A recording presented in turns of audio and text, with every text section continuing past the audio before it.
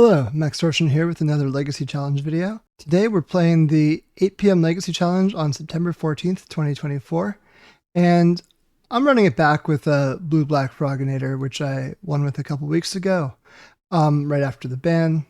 As you can see, there is no grief, but that does not really hamper the deck too much. You know, you now get to play Tamiyo Inquisitive Student, some main deck Thoughtseizes. Tonight, I'm even trying a main deck Emperor of Bones, which is a card that has performed really well for me since the release of it in MH3. A lot of text on this thing, but the short of it is that it's graveyard hate for your opponent, as well as another reanimation effect. It's great in the mirror. It's just a really all-around powerful card. Oh, and it's a 4/4, why not? I am fitting this all in. I've been on and off of a Grizzlebrand in the main deck, and when you need extra oomph tonight, I'm not playing it.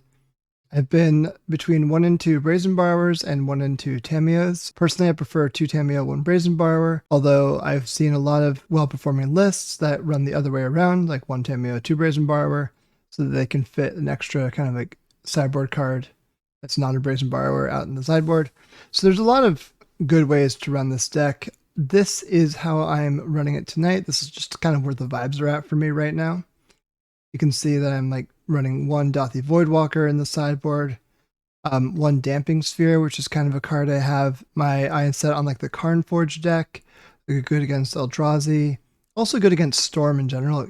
Storm decks can't really function under this thing. 3 Consigned to Memories, because again, I'm really respecting Eldrazi. 2 Brazen Borrowers bounces things like Merit Lage, Leyline of the Void, opposing, reanimation targets. Your own Troll of Khazad-dûm or whatever if they reanimate your stuff. In the mirror, Murktide Regent. It's a very flexible card. I classically have been referring to Brazen Borrower since 2019 when it came out as Flex Tape, because it basically is. It's just good against everything. And as a quick aside, Eldraine is one of the most powerful sets in Magic, at very least in modern Magic, but in Magic overall. And this card is a mythic in Eldraine, and it's not a mythic because it's like some flashy story card or has like a crazy like Timmy text box of like a 12/12 or like Omniscience, like a billion mana enchantment that basically says draw 10,000 cards. Like nothing like that. It's a mythic in Eldraine because it's a bounce spell that also gives you a creature, and bounce spells are supposed to be card disadvantage, and then this one's just an efficient flash flyer on top of that, a Vendilion Click stat block. Brazen Borrower.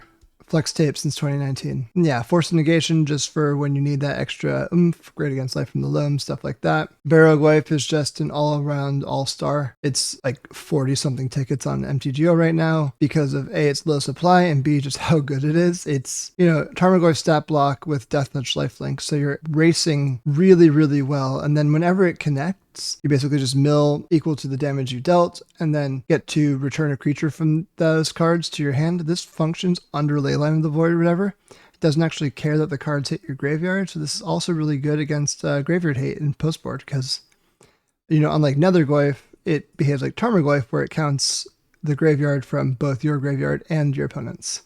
So yeah, Barrogoyf is great. Yeah, the deck is overall really solid. I hope that I can run back a win, or if not a win, a great performance. So let's give it a shot. I'll see you all for round 1. Hello, we're here for round 1. We're against Burnt by Sin. This hand is solid. It's got Ponder. I wish this could fetch a basic. Ooh, I'm against Burn. Well, I guess I could have expected that. Yeah, Daze hopefully will do well. Psychic Frog should be great if I can get it down, basically. I just need to not have to Daze something on this coming turn. Okay, I found that basic. I think I'm going to take advantage of that. I want to be less vulnerable to Price of Progress if I can. So I'm going to fetch a basic island and ponder. The cards I'm looking for right now are Force of Will and Reanimate. So that's actually perfect. 1, 2, 3, no shuffle. So what this means is that on the next turn, I can force something and not have to Daze it, which could potentially, get this frog down sooner. So Riftbolt is now suspended. Can't do much about dazing that since it comes off next turn. Now that said, this is very good for Psychic Frog, because I don't have to Daze anything, and now I can get this down. So if the Psychic Frog points, or if the Riftbolt points at Psychic Frog, then I am going to discard 2 cards and then opt not to block the Swiftspear. I think I'd probably discard like Emperor of Bones and Daze. Although I don't really want to reanimate something if I don't have to. I'm trying not to take damage here. My opponent is playing Burn. So now they're figuring out where to point this spell. They should probably point it at me. And they agree. It's at me. That's correct. Good job. And now they're drawing for turn. Do they find a second land? They don't. They do find a second Swiftspear, which you don't really care about because the Psychic Frog stonewalls both of them. Like, neither one of these can attack. Well, I guess it can attack, it just shouldn't. So, even though this does cost me a couple life because I reanimate this, I think it is still worth doing because of the fact that I have, you know, I'm killing the Swiftspear.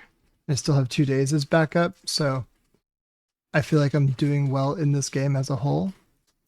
I'm going to, I think, attack with Psychic Frog first, and then I will possibly either reanimate the Emperor of Bones or play another Psychic Frog. Let's see. Or I could animate dead the Emperor of Bones. No, I think I'd rather play out a Psychic Frog. Because now I can, block and eat the Swiftspear at any size. The reanimate now is my least desirable card in hand for pitching to Psychic Frog. And then it's between Brainstorm and Daze number 2. Obviously, Daze number 2 would be way worse in general, but the fact that my opponent is so light on lands means that Daze is pretty incredible. And now I feel like I've run away with the game. So I'm going to attack with both frogs. There's no point leaping them because I'd have to have 6 cards in yard to get them both flying. And my opponent's chump blocking with their Swiftspear. I'm in pretty good shape since they are burn. Yeah, they're not doing anything there. I could have discarded Reanimate to Frog. I probably should have. But now I've got this. So now I can discard Archon of Cruelty to this frog. And then I can animate dead the Archon, and that should just be game. Because now they lose the Swiftspear, they lose a card in hand. I gain life, they lose life. We're looking good. Yeah, opponent agrees. We have won this game. So, moving into sideboard against Burn, I don't have any Hydroblasts, which would be nice. I think I'll want Force Negation. I'll want my Barrogoyfs because they provide lifelink. Brazen Borrower is like, okay, it's good in some spots, not so great in others. Fatal Push is a good card, so I definitely want these 6 and maybe these 2. Let's look at cards that I don't really want. Thoughtseize, not great. Losing life to, even put it on the stack. Reanimate's not great for the same reason. I think that I'm actually going to maybe ditch the full set of them, because that just ends up being 6 cards, 6 for 6. I like having Wasteland as a way to waste my own lands. To beat a Price of Progress, although I was just realizing I kind of want these for expected Leylines of the Void. So I should bring in Brazen Borrower. Let's see. At that point, if I cut anything, maybe I cut Atraxa. I cut 1 Entomb. Just be a little bit less graveyard reliant on the whole. That seems fine. Yeah, let's do that. Okay. Okay, on the draw for game 2, this hand is kind of borderline, to be honest. I'm going to keep it because of Barrogoyf, essentially. Just the fact that Barrogoyf is so good. Then I have Brazen Borrower to bounce anything like a Leyline of the Void, which did not come into play, so at least this turn this game that's not happening. Undercity Sewers. So if I can get another land, I think I don't want Entomb. If I get another colored source, I can Psychic Frog on turn 2, which is quite good, something I would want. Young Pyromancer, okay, so even more than For Psychic Frog. I'm super happy just Petty Theft bouncing this Young Pyromancer right now before any other spells can go in the stack that aren't free. Opponent sends that Young Pyromancer right back to hand. Now if I draw a land, I can just cast the Barrowglyph, force things to protect it, and then it will be large enough to survive future burn spells. I will let this Pyromancer resolve because I'm planning on winning via Barrowglyph, and the combat looks good for me. So I did draw the land, very fortunate. I'm going to get a basic island so that I can try to make myself minimally vulnerable to Price of Progress. And now I have a 2/3 Barrowglyph, which means it does eat it to like a bolt or whatever. But yeah, I will force a bolt on Barrowglyph right now. And then the following turn I'll be able to cast a sorcery. And that will give me a 3/4 Barrowglyph. I can get a creature in the yard, it'll become a 4/5. And then that's a pretty good place for me to be. Opponent's tapping 2. Maybe they have Searing Blaze or something to that effect. Since my opponent, if I survive this turn, since I can deal so much damage with this Barrowglyph, I am going to just let all burn spells to me this turn resolve, and then only fight over things that would damage my Barrowglyph. So Skullcrack, Skewer the Critics, okay. I think I'm going to force this one. Because also once this sorcery hits the yard, Barrowglyph will be a 3/4 and it won't die to another bolt. So this is quite good for me because now another like Skewer or something won't kill it. And else, of course, my opponent attacks with Pyromancer and I block. But I will trade, a Pyromancer and another burn spell for this Barrowglyph, especially since I have a Frog on deck. Props to my opponent, for letting us know exactly what they're about. Burnt by Sin. And just, boom, burn. Like, respect. Respect Burnt by Sin.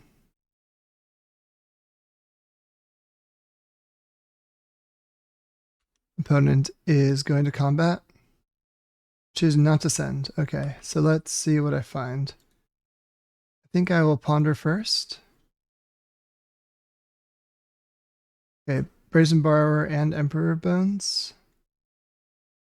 Seems pretty solid. Yeah, so let's 1, 2, 3, no, and that means that if I connect with Barrowglyph here, I get to mill an Emperor Bones, which is obviously a great card to now cast, so happy about that. Get to say yes here, and get that Emperor Bones. So this turn I can either cast the Emperor, which I plan to do, or I could leave up Wasteland on Undercity Sewers to try to beat Price of Progress and be able to bounce Young Pyromancer. But I'm actually maybe tapping into triple Price of Progress. I guess that would deal me 12 damage, but I'm just trying to find. I'm ahead enough in this game that I have no reason to throw it away for no good reason. Okay, so now opponent went to combat with Pyromancer. I'm inclined to. I'm not going to Petty Theft yet. I'm just going to wait. I'll take the damage if I need to. Would I take 2 damage to prevent a possible 4? I don't know. Okay, so they're just attacking with the elementals. Interesting. Okay, yeah, I will Petty Theft the Pyromancer now. See what this means. Now I get Price of Progress. Okay, so this is happening. The thing I was afraid of. But let's see if it ends up getting worse for me. Looks like just the 1, and then probably replay the Pyromancer. Be my guess. Another land, replay Pyromancer, and then another 1-mana spell, or just holding on to it? Skewer the critics. The critics are skewered. I'm at 9. Okay. So now I need to be careful. Although I will gain life with Baraglyph, so that's good. This is also good because it lets me play a frog for defense. I'm actually going to play a frog now. And then I'm going to discard Emperor Bones, I believe. Because it will grow my Baraglyph and I'll get another life. So let's see if my opponent blocks. It don't, so I'll discard Emperor Bones. So I'll gain 4 life, going up to 13. And then deal 4 damage, mill 4 cards, get to return another Psychic Frog. And I think I'm going to just hold this land in my hand. And I can make myself completely Price of Progress proof if I need to. I mean, I took 4 off the first one, but no reason to take more. Light up the stage, okay. Opponent's going for the long game here. A Skewer and a Mountain. So Skewer will be dealing damage to me if they want it to, because they can just attack with all the elementals. Played a land. So Skewer getting cast first at me, yes, okay. So they're probably attacking with the Pyromancer. This is their plan. So now I've got a 5/6. Oh, I milled Animate Dead. That's very nice. So Baraglyph is even bigger now. Let's see if they're going to send with the Pyromancer. They didn't. Okay, I will block with my frog. So they have 1 card in hand. I'm taking 3 here, going to 7. This is good prospects. Because now I'll gain 5, go up to 12, and I could even attack with this frog. Let me brainstorm first. See what I can come up with. Okay, another Baraglyph. That's pretty good. I can put a land and this Baraglyph on top. And then I can probably give the frog flying. Or do I want frog on defense? Maybe I just want frog on defense and I can just accrue card advantage with the Baraglyph. That's the plan. Just trying to make sure. No, I guess I can attack with frog too. Because if I give it flying, then I can even just play another frog on defense, or I can just like try to ponder and brainstorm into another Force of Will. So yeah, let's send with both of these, and then on attackers, I'll an instant, and an instant for my yard because I have so many. Make sure I don't want to shrink my Baraglyph for no reason. So yeah, now we're redrawing the Baraglyph that we put on top due to the frog. And now I'm going to just try to find a force, which I did. 1, 2, 3, no shuffle. And I don't need to play a land. I can just hold it here. And no reason to take damage off Price of Progress if I don't have to. Because I'm running away with this game so quickly. Swift Spear, I do not care. Deal 6 to me with your attack. 7, I suppose. I guess if they have Fire Blasts, I could potentially lose. But no, I guess they need blockers. So, yep, I just take 4. And they've had enough. Cool. So got the first match against Burn, and I will see you all for round 2. Okay, we're back for round 2 against Jumba, who has been crushing it with this One Ring Eldrazi deck. Very, very good, as you can see, is in fact what they're playing. And so Jumba's been crushing with this Eldrazi deck, getting a lot of high placing finishes and challenges and stuff. I actually tried it for 2 leagues earlier this week and 5-0'd both of them, so I'm 10-0 with that deck. I was going to play it tonight, but then the vibes felt off, so I'm playing Froginator instead, but the Magic Online gods said that if I was not going to play this deck, I would at least pair into it, so you get to see it in action tonight. Hopefully not too much action. I get to defeat my opponent here, but either way, hopefully you'll see a good match. You're taking a long time to resolve this Devourer of Destiny, so that means that really that something in this is a hard choice, so I should look at what was not selected, which I can now do. So a cavern and a temple were not selected, so I'm guessing that they did select at least a land, and that was the hard decision that they were making. That's the takeaway that I have with this.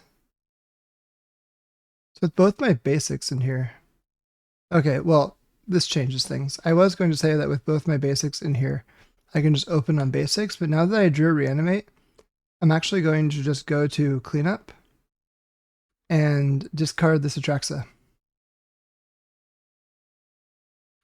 And then next turn, I'm going to be able to put this thing in play.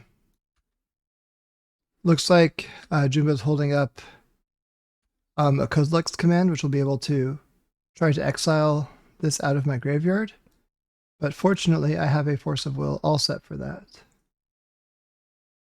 which I'm going to use. So I'm going to reanimate this Atraxa. Kozilek's command is going to get cast. I'm going to force it. I'm going to force pitch Ponder, I believe, because this troll, or this Brazen Borrower is going to be quite good. Yeah, so get out of here, Kozilek's command. And yeah, I will find a cantrip equivalent with this Atraxa. Opponent had to cast it at least for x equals 1 there, since x equals 0 doesn't exile any creatures, so they went full retail, which makes full sense. So I'll get Entomb. I don't really have too many choices here. Psychic Frog, Reanimate. And then for my land, I could get Wasteland. And I think I will, because the other lands are duplicates to what I have right there. So done. Now this is another Entomb Reanimate. So I will just play out this Delta. Oh no, I can't. I only had one land in play, so I thought for a second that I was able to play another land, but I went to Cleanup on my turn 1, which is why I only have one land in play. Let's hope that opponent can't conjure up an answer to this Atraxa right now.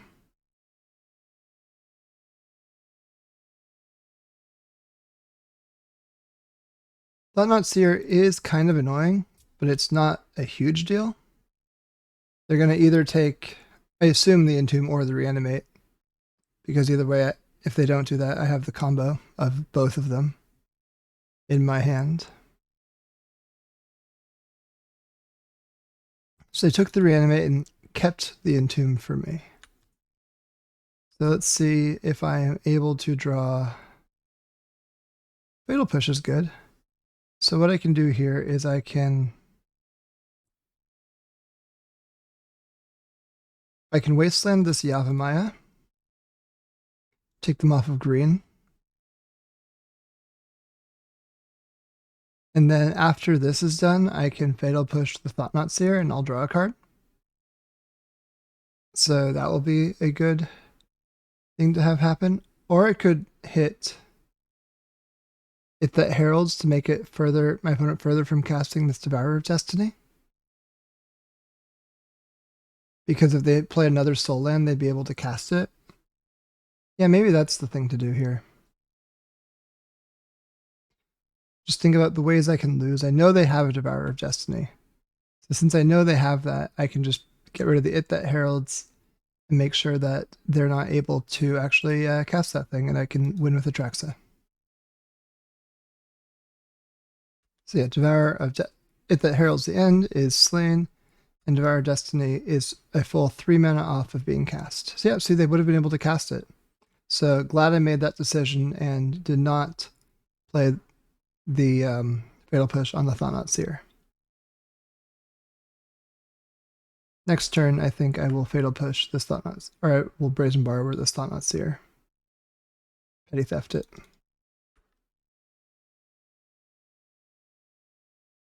Yeah, so we attack. Yeah, we bounce. I mean, I think. Yeah.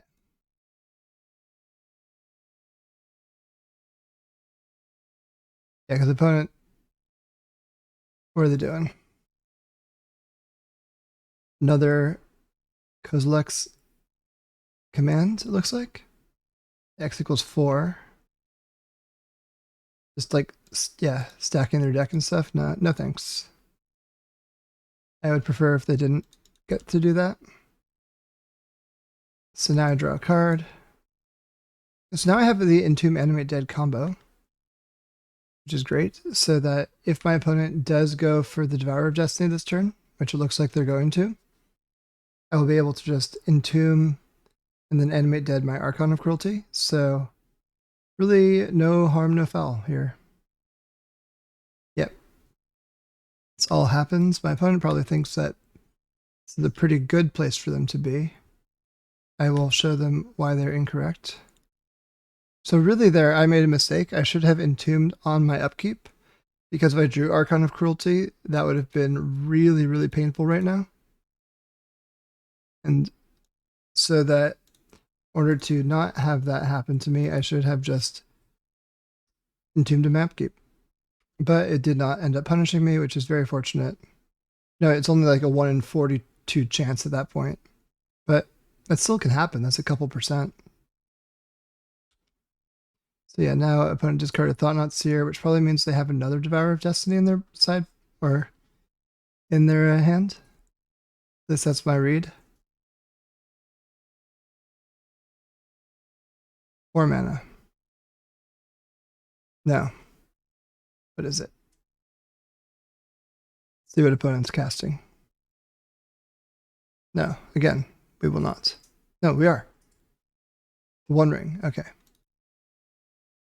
So yeah, this turn cycle, Archon will not do any damage, but I should be able to get a Tamiyo plus Brainstorm flip happening, so that will be pretty good. And I can Wasteland if I'm able to draw into one. I could, yeah, so let's start with the Tamiyo Brainstorm. There's no point attacking, because the trigger just doesn't work because I have no opponent I can target. So I'm going to hang back here. Okay, I drew Reanimate, which I'm not going to use just yet, I don't think.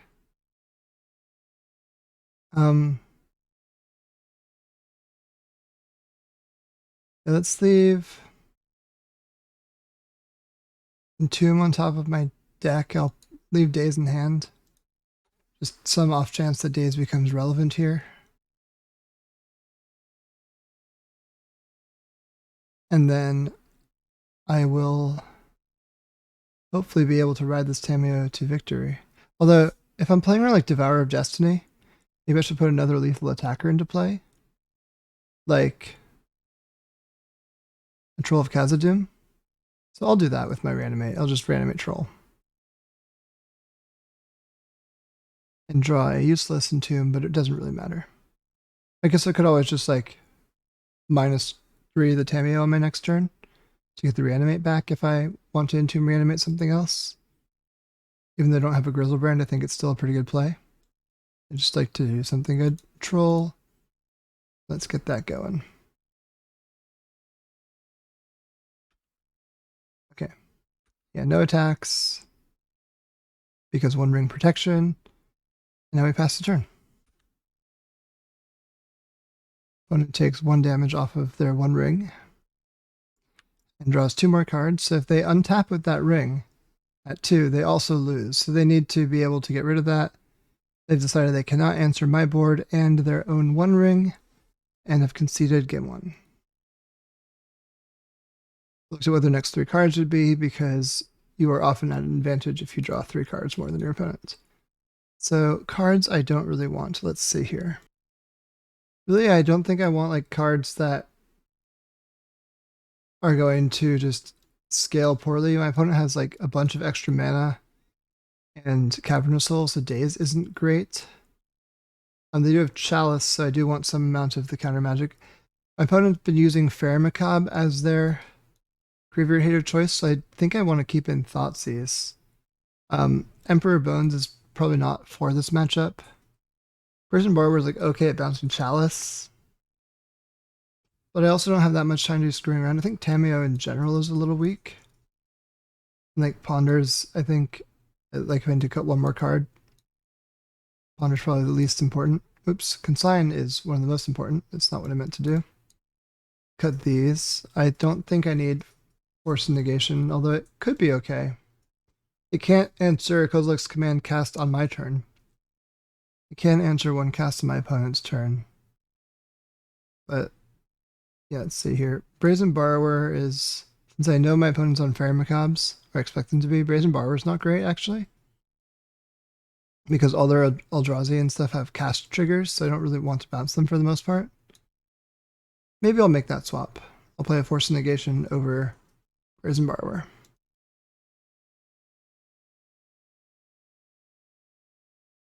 Okay, so I have the Force Negation in hand, I have a Ponder, I have a Wasteland, I have an Archon I don't really want, but I think it's still... This is still a keep. Opponent reveals Devourer of Destiny. Now they think on their destiny. They left 2 lands and a Wastegate, so maybe they just quickly selected a good creature. Or Ayavugan.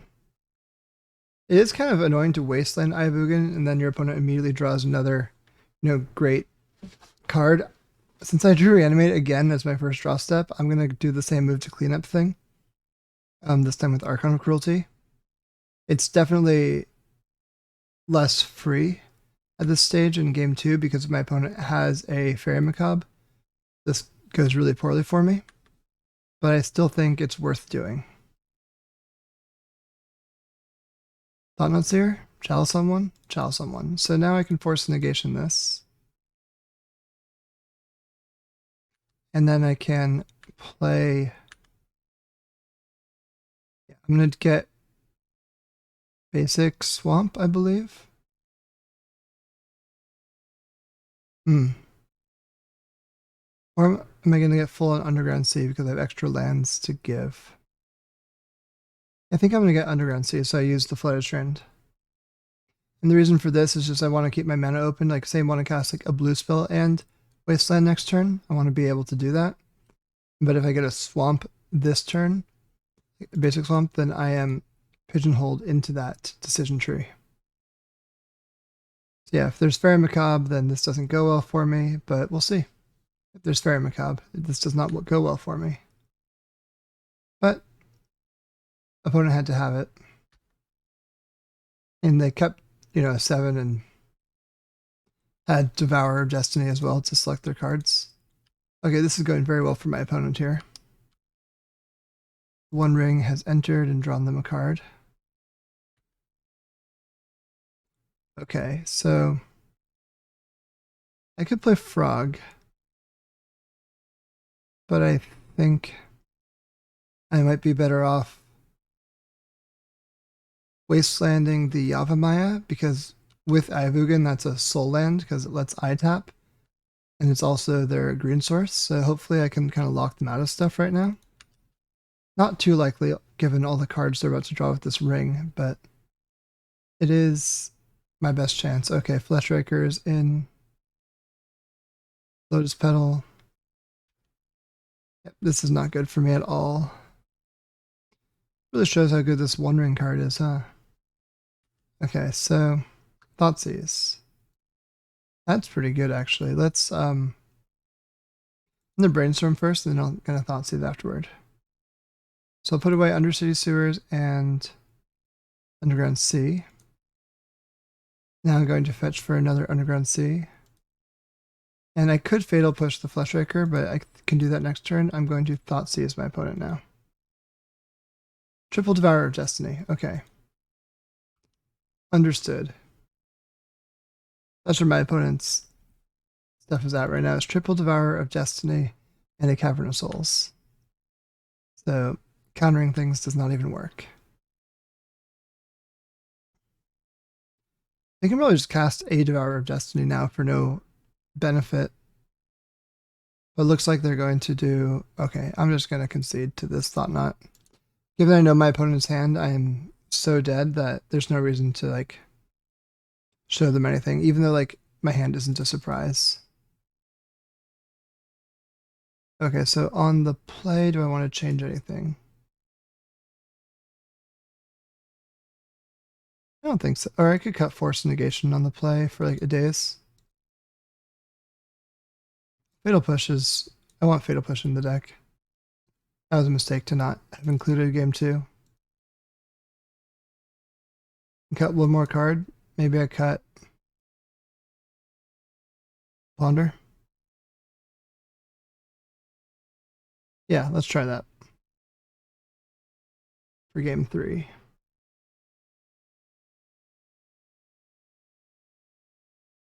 Okay, on the play this time. And we do have Entomb, Animate Dead, followed by a Baraglyph, so it's a pretty good hand, both playing the potential unfair game, but then also playing a good fair game with this Baraglyph. Opponent's going to 5 cards, which, as you can see from last game, once they get a One Ring into play, they draw 20,000 cards. So it doesn't matter. They do reveal Devourer of Destiny for the biggest surprise yet. Would not have expected that. I'm just kidding. It's very expected at this point. So they have 3 cards exile. That's pretty quick selection. Maybe they're finding Fairy Macabre in those top 4. If this is Chalice, I Entomb in response. And I will put, I think, Atraxa into my hand, since with this Chalice in play, a lot of my cards just in general get worse, like on average. So yeah, let's attempt to animate the dead out of this Atraxa. See if it gets Fairy Macabre. It doesn't, and I win the game.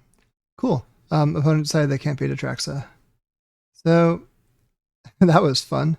Game 1 and game 3, I put a big creature into play in 1. Game 2, I tried to do it, and they Fairy Macabre me, but, Juma defeated. We're 2-0 in this challenge. I'll see you all for round 3.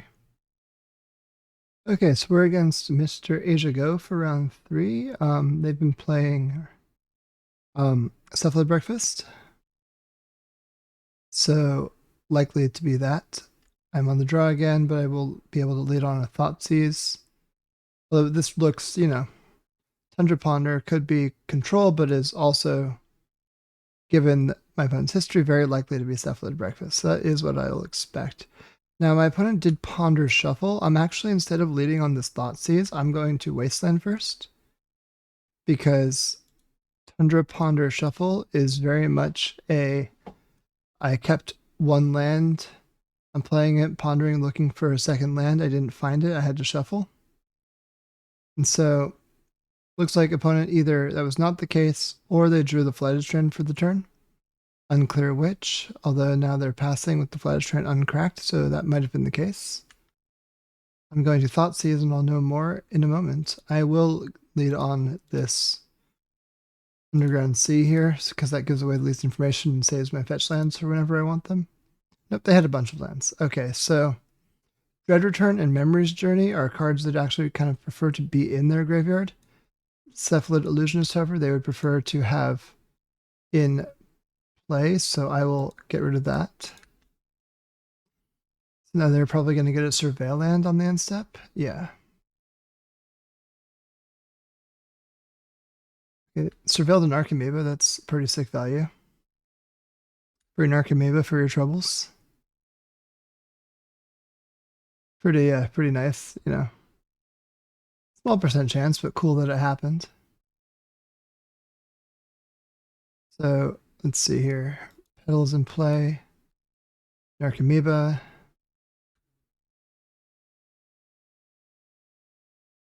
And if I don't draw a blue card, I don't think I can play the frog. Maybe I can. Well, I did either way. I drew days. But my thought was that I just didn't want to randomly die to the combo, but my opponent has 0 pieces of the combo in play. And so maybe this was fine either way. It does not get forced. That's very convenient. Hopefully it doesn't get plowed either. One thing to note is that Memory's Journey does act as graveyard hate. So like this shuffles 3 cards from target for target player, or shuffles up to 3 cards. Target player shuffles up to 3 target cards from graveyard to library. So Memory's Journey itself targets, so it can counter a reanimation effect of mine, which could be annoying if I walk into it. But hopefully I can pick my spots to where that doesn't become an issue. This Hedge Maze and Memory's Journey, this kind of emphasis on green, implies to me that my opponent's also playing like Nadu in their breakfast deck because that's also a combo. And so I should expect, Nomads and Shukos plus Cephalids and Nadus. Pretty high density of combo piece A and combo piece B. Okay, opponents surveilled for a while and then put a step through in their graveyard, which means that they did not want to be able to cycle for a wizard. I wonder what that means. I mean, they already have another like illusionist in their hand, or a Nadu, and they need the other piece, the non-wizard piece. That's what that implies to me. Okay, here, let's see what we find. Wow, huh? I don't think I can allow that. I think I have to force that one, because this frog needs to draw me into the goods. So I think I can play an Undercity Sewers first to get a look at what I'll be drawing for turn, or from off the frog. And then I like the ponder, so I'll allow that and I'll draw. So okay, frog is getting chump blocked. That's fine by me. I will pass the turn. I will, I think, draw the ponder, not be discarding, or not be using the entomb that shuffles my library. And then I can use the entomb between steps of the ponder to shuffle if I need to. So, yep, Cavern on Wizard is now in play. So now I will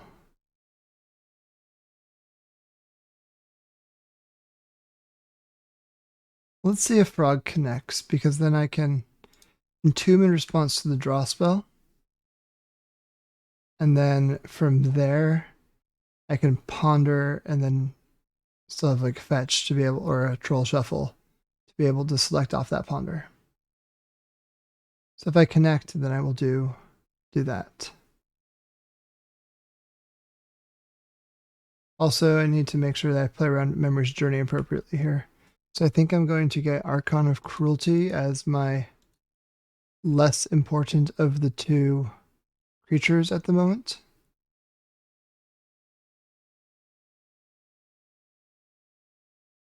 Yeah, because my opponent can use their Memory's Journey to get rid of this Archon if they want to. So I will ponder with ponder. I found a Fatal Push and another ponder, both of which are great. So I will draw them both. I'll keep Fatal Push in hand for the turn. So ponder then Fatal Push. My Moto's lagging. Hopefully those cards went in the correct order. Okay, there we go. No shuffle. Play out the delta so that I can, if I need to, I can crack the delta and Fatal Push a Nadu. Okay, a Shuko means that they equip at sorcery speed, so I can be okay with this removal. Hopefully. Although it doesn't look like anything else is coming in. Okay, that's good to know. Opponent's hand is Memory's Journey Dread Return. So I guess I do know that.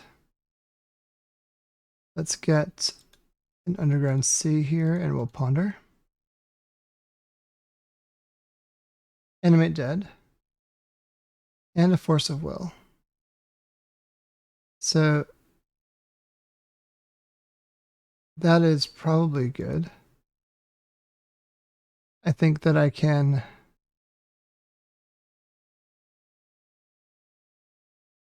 Yeah, I think I'll draw the force, even though I can't use it quite yet.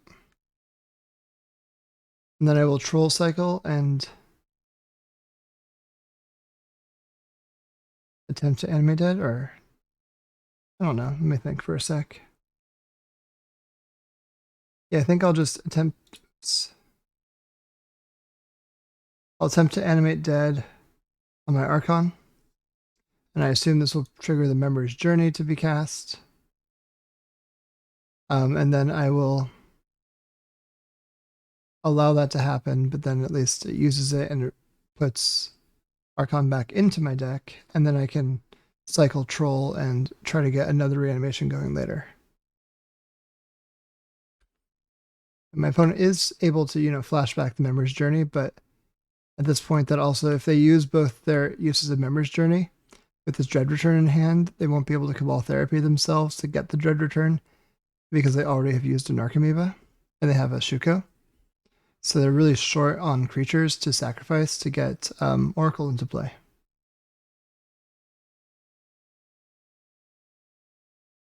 Okay, Nomads is just a duplicate Shuko, as far as I'm concerned right now. Do not really care about that. Let's cycle this troll. And I think I want to get an Undercity Sewers because I can use the frog to card select. Another Fatal Push is nice, but yeah, let's see what's on top of the deck. Ponder, love it. Okay, so exile 3 cards. Let's do Wasteland, Strand Delta. I don't need my lands for any reason. That way I can guarantee to connect with the frog. Then I can cast Ponder.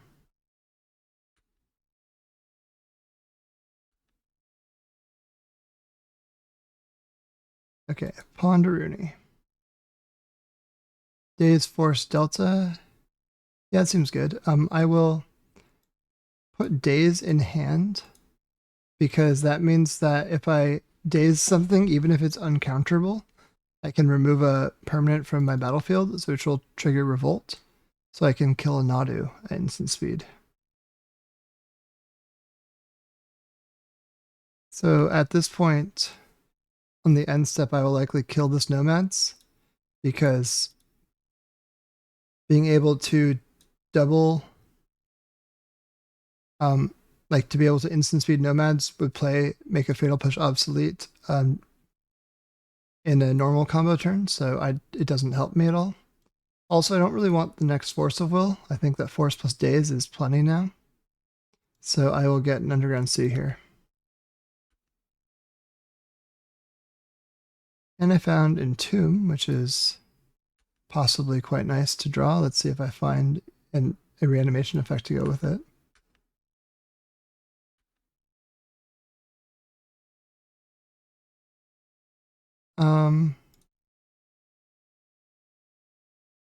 I will force this.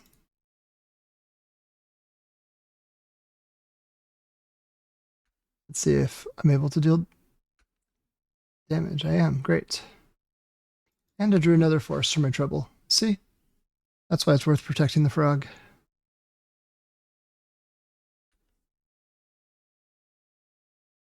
Let's see what our opponent's able to present. Not much right now. Okay. Wasteland would be really nice because I'd be able to shut off this cavern. I'd be able to force things. So my wish list is a Wasteland or reanimation spell. That's an Atraxa, which is solid. I'll be able to just like discard it or pitch it to Force of Will. Can't make green or white mana, so even though I have enough mana to cast it, I do have 7 lands in play. I don't have the colors required. See, uncounterable wizard coming in.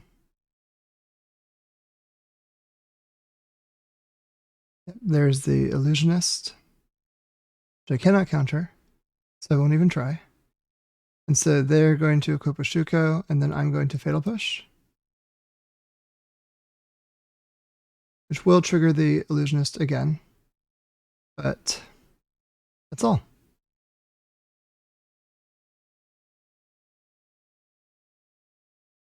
Okay.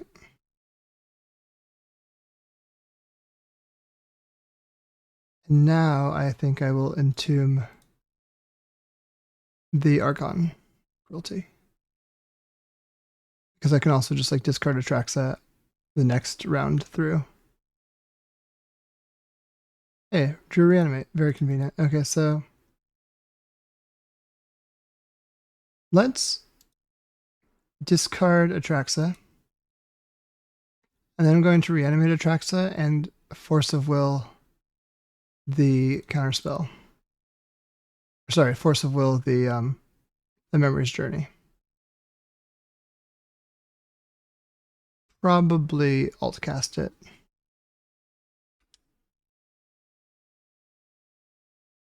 Like pitching the days, because they have so many lands in play. I don't really think this days matters. I want to be able to leave my mana open to do other stuff that I'll draw with Atraxa. So pitch or force pitch days is the way to do that, in my opinion. So okay, we found Emperor Bones, so cool. This is gonna do lethal damage. Entomb, Ponder, Wasteland, done. Then I play Emperor Bones. And then I'm going to put a stop in my start combat step. So I will exile my Archon of Cruelty. And then I will adapt Emperor Bones, which will then put the Archon into play. Puts my opponent down to 9. I draw Reanimate. Okay, so now I go to my attacker step. And I attack for lethal. Cool.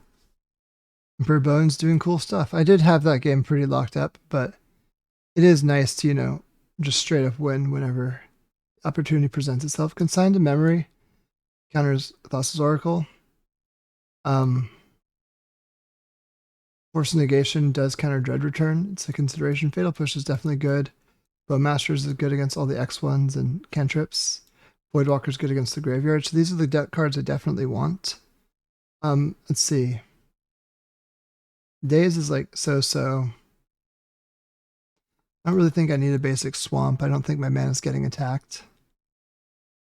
Probably also cut like a troll. Maybe I cut all the dazes. Cut an animate dead. And Brazen Borrower. And something else. Maybe, you know, Tameo seems great. Maybe, no, one, Entomb is good. Who am I kidding? What's next cut? What's the last cut? Maybe I cut one more troll just because my mana's not under attack. Yeah. Let's try that. No lands, but to be fair, I did sideboard out a swamp and 2 trolls, so mulligan. This hand is great. It's got Entomb Reanimate, Bowmaster, Frog, 2 Fatal Pushes. I think I actually get rid of Frog in this hand, because the rest of it is very good at answering my opponent's stuff as well as presenting Entomb Reanimate. So pretty happy with this overall. Let's see what opponent's putting forth. Ponder. But with this pedal in play, it means that they could go like Nomad's Illusionist next turn. So I do need to be on the lookout for that sort of thing. I can't just like tap out willy-nilly. Opponent kept with Ponder, so they're happy enough with what's on top of their deck. They have a plan to win the game. I drew another fetch land, which is great because it means that in addition to like, you know, drawing a second land, which I really wanted, I have more ways to turn on Revolt with Fatal Push, for Fatal Push, so that's something I'm happy about. This looks to be an Illusionist, yep. And on end step, I will Fatal Push it if I can. Or maybe I Entomb. Yeah, that's what I'll do. I'll Entomb for an Archon of Cruelty. I'll try to reanimate the Archon, and if that doesn't work, then I'll Fatal Push the Illusionist. Archon of Cruelty.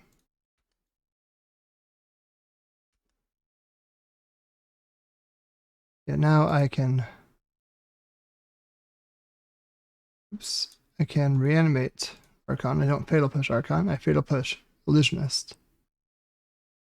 So Fairy Macabre happens, and I do not get to reanimate the Archon. And I think that while my opponent is tapped low, I'm going to fire off this Fatal Push on the Illusionist. I just think it's very likely that they have the answer right now.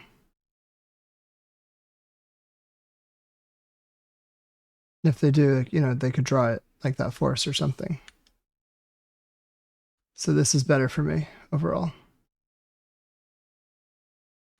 And then next turn, I might be able to get this Bowmaster in play.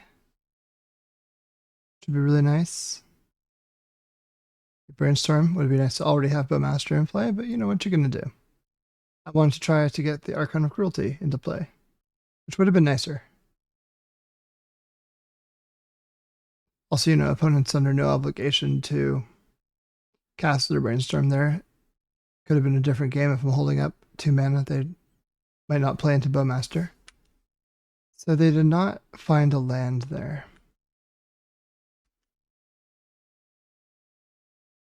I found a Surveil land, which I will use. Frog, I think I'll keep on top. And then this turn I will leave up either Fatal Push or Bowmaster, depending upon the situation. And then next turn I will try to go for the Frog. It looks just like 1 man is getting floated here, so Shuko's coming down. That's my guess.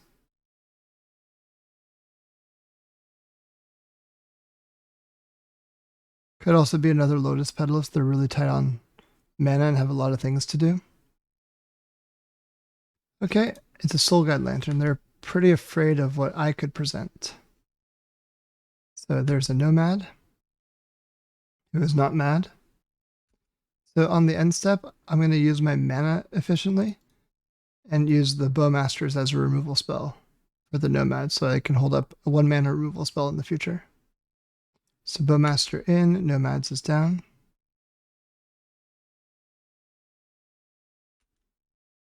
And then my turn. Draw a Frog. I attack with the Bowmaster and army. I turn off this start combat step, which is throwing me off. And so this turn I'm going to play a Frog. Next turn I could play Tamiyo. I'm just trying to hold up Fatal Push at all costs. There's no reason to lose a game I'm very ahead in just because I get careless for a second. Because especially against like a deck, like a combo deck like Cephalid Breakfast, you know. I let my guard down for 1 turn, yeah, that's all my opponent needs, and then all of a sudden I'm dead. So, no point letting my guard down. Let's draw a card first with Psychic Frog before deciding how to proceed.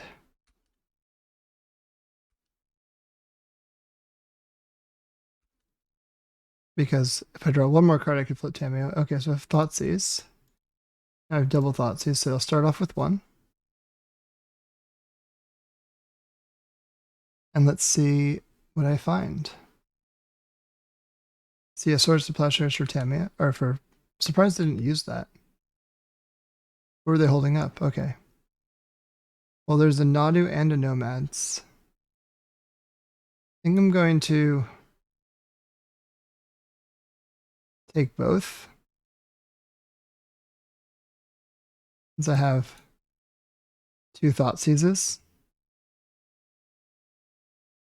And then I can then just play Tamiyo because I know they can't draw both sides of the combo. It's like I can actually go shields down against literal forced Dread Return, which is their entire hand right now. So that's good for me.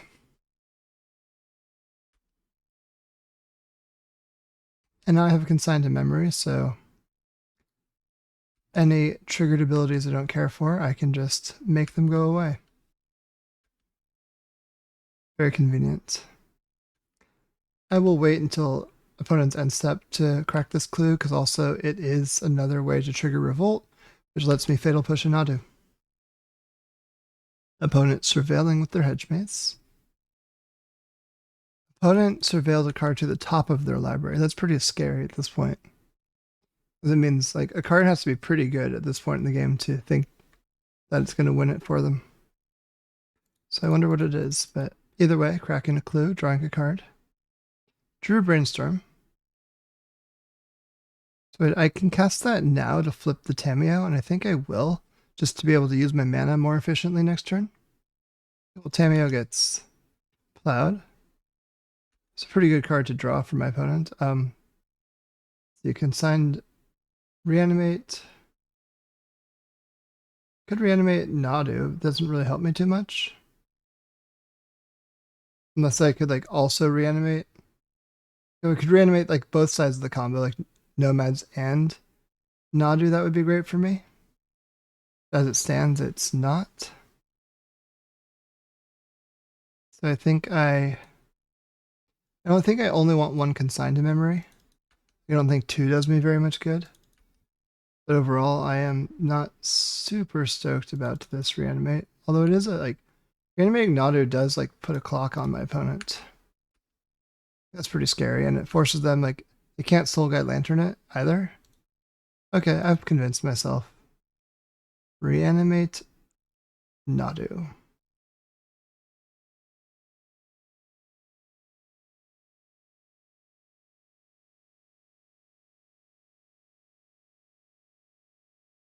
This is mostly as a 3/4.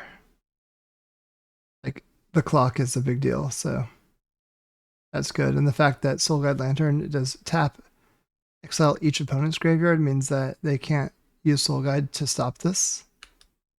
So again, pretty cool. I can technically Fatal Push my Nadu to cantrip if I need to draw another Consigned to Memory. Otherwise, on end step, I will Surveil. Looks like they are drawing a card with Soul Guide. That makes sense.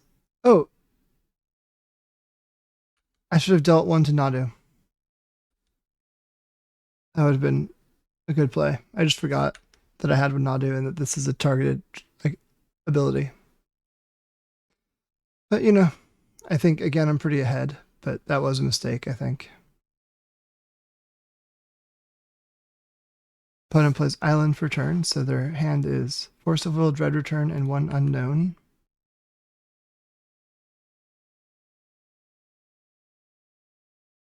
I'll get another Undercity Sewers here. Do not want another fetch land right now. Wasteland is good. Let's attack.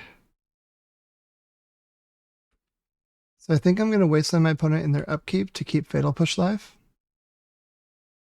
So yeah, Wasteland. And then in my opponent's upkeep, I will Wasteland the Hedge Maze.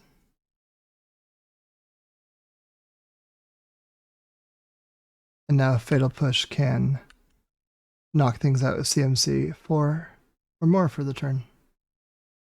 I have Consign plus Fatal Push as protection and got there. Won the match 2-0.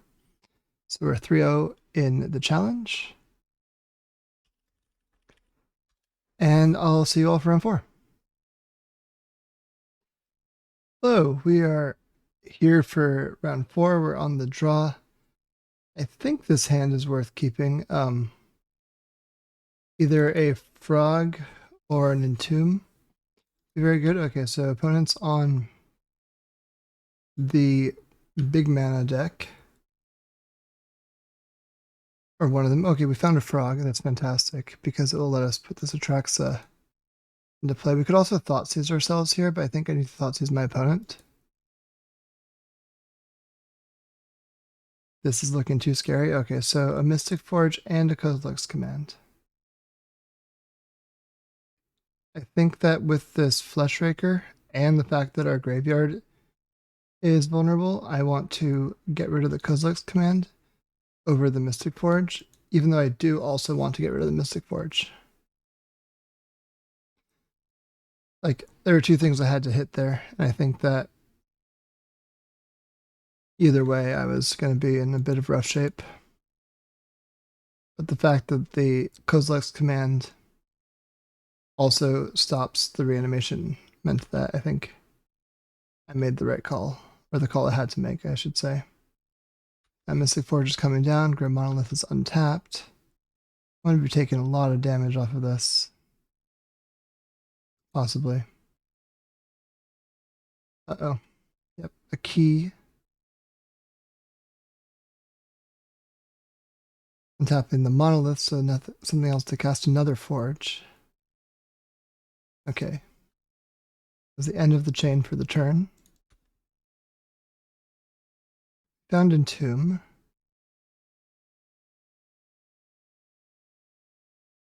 So, what are my choices here? Opponent has a ton of mana. I'm not going to be able to affect that. I can play Emperor of Bones as a blocker, but it only prevents 2 damage. I think I just have to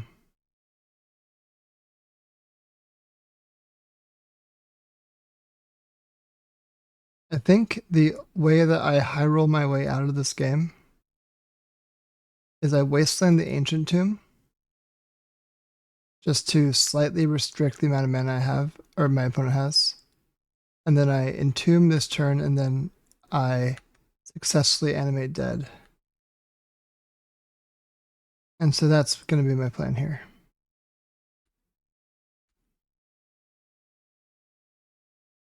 See what opponent finds.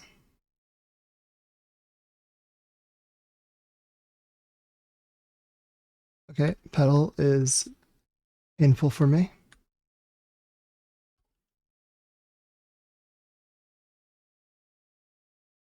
Let's see what's coming off the top. The One Ring, oh no. This probably kills me. Also because now Entomb Animate Dead doesn't work because opponent has protection.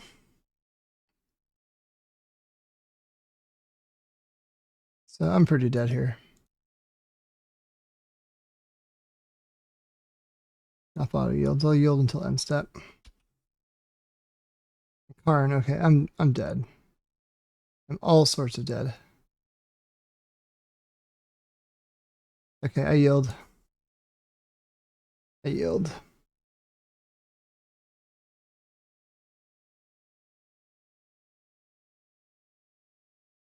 Okay, so Damping Sphere is great.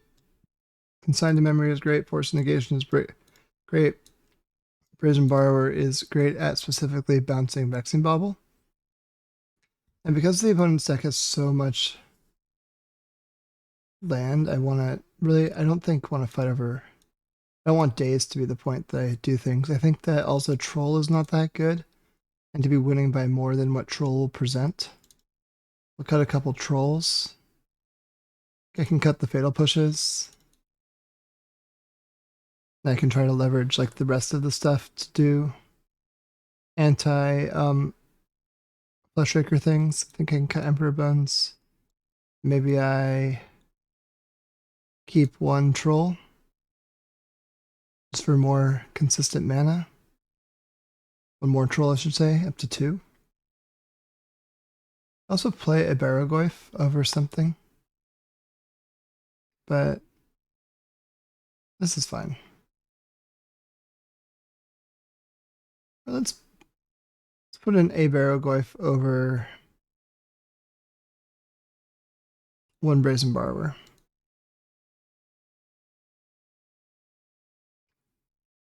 Yeah, let's try that.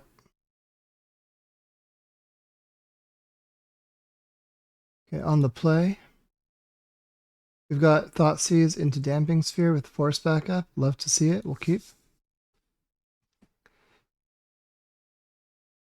So Damping Sphere is really good against the Soul Lands. And against, like, chaining a bunch of spells together, which you can see that that deck loves to do. That's Thoughtseize. Lots of keys, a One Ring, and a Karn. And a key, all sorts of good stuff. I think that I'm going to take a One Ring and pass. Yeah, so Haseba's going to anticipate being able to play City of Traders to start making constructs, but this Damping Sphere is going to get in the way of that. So Damping Sphere is in, and means that this City of Traders will not work as intended. It will only add 1 colorless mana. And yeah, I don't really care about key right now.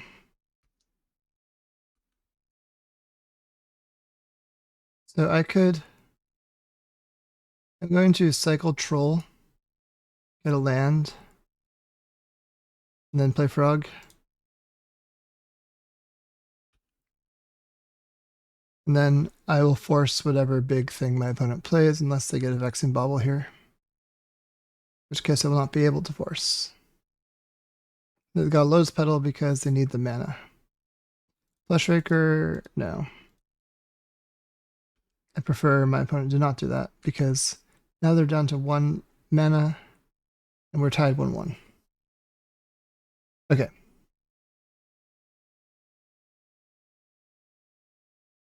So on the draw, that plan worked out pretty well. I like it. Try that again.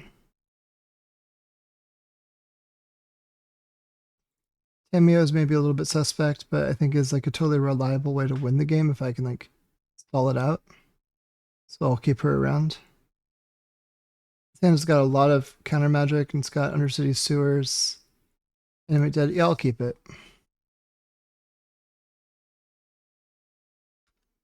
Okay, so got a couple forces. We've got a consign to memory. Counter what matters. I gotta counter that one. I think I'll do Force of Negation pitching Frog.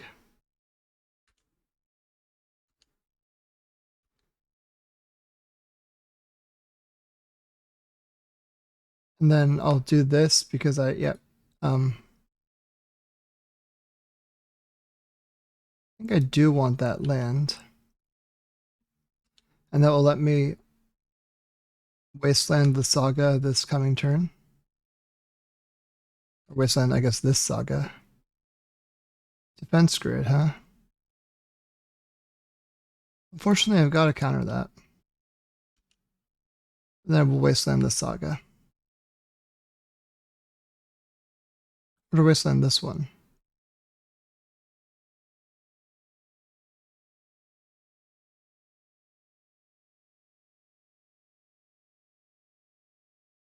I'm going to do this one because I'm out of free counter magic. So if my opponent gets a Vexing Bauble, it doesn't matter for me as much. And this way I shut them off of more lands faster. Okay, yes, they got the Vexing Bauble. But I can counter this with my consign to memory.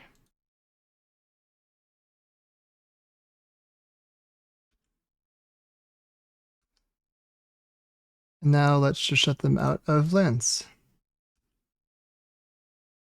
Okay. They've got another land going. I got a Ponder. Tameo is probably good.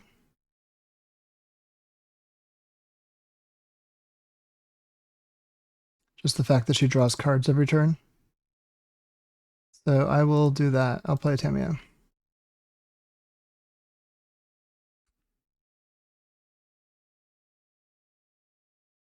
Oh, got it. Very cool. that was sufficient. I had a strong draw.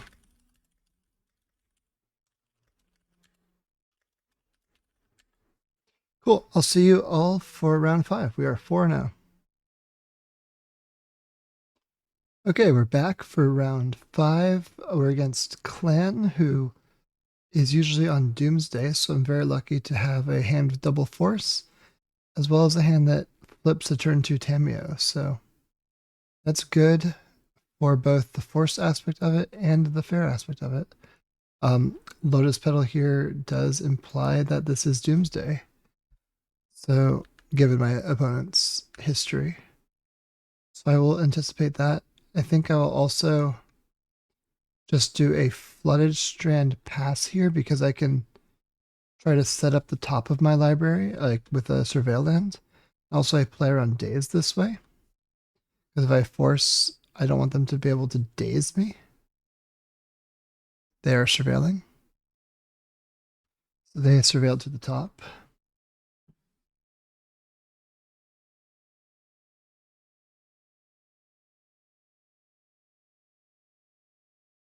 They're pondering, which is fine. They put a land first. They're playing around my Daze. They shuffled off the ponder, so they don't have what they need. Black. Thought sees me. Okay, I will let that happen. Unfortunately, it trades with like one of my forces, but I think that's still worthwhile. Like forcing it is just being down like in either Brainstorm or Tamiyo. Both those are really valuable cards. Okay, they went for the taking my Brainstorm plan, which is pretty reasonable. Let's see what I can find off this Surveil. Ponder, like it. So because I found a Ponder, I think that I'm going to hold up double force yet again. And then I'll be able to end step Surveil again. And I'm just going to try to outmuscle my opponent here.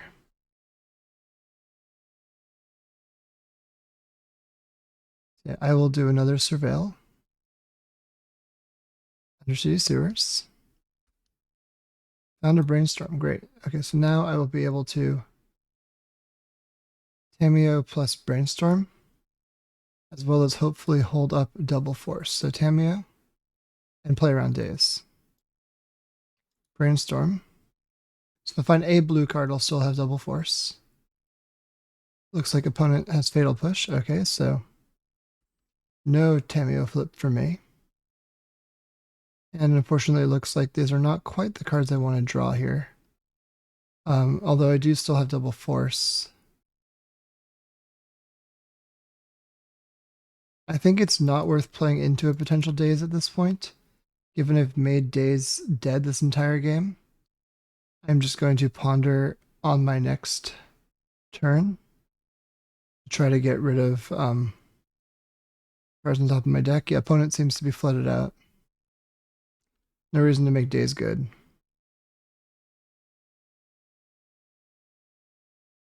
Doomsday. I will force pitch Daze on it. See what they force back. Okay. And then I will force again. Between ponder this time. It's been unfortunate that I now have to draw 2 lands, but that is what we signed up for here. If Doomsday resolved, I had no way through this because Cavern was going to beat me. So this is what I got to do. Even though my next draw is also a land, this is how things go. So they're considering. They kept it as a Brainstorm. Okay. Let's see what they find.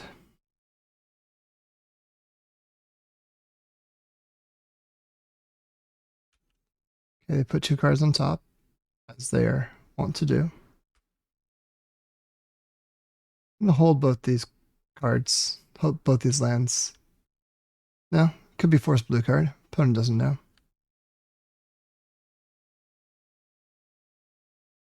Especially since I'm like not playing them out very deliberately. Like I'm trying to treat these as like force plus pitch card.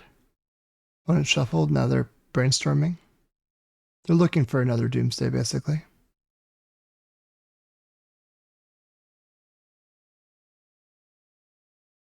Let's see what they find anything good. Found another land. Personal tutor, so Doomsday is their next card. They have put Doomsday on top.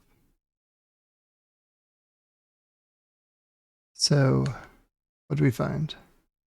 Archon of Cruelty. Not perfect. Play out a land now. So unfortunately, Doomsday is going to resolve. But I do get to see my opponent's entire library, and they'll be at 7. Going to pause as my opponent figures out their Doomsday pile. We'll look at their deck afterward. So they're bringing a Consider into it. That's all we know so far. Oh, that was quick. Okay. So opponent's playing at least 3 days. Probably exactly 3 days.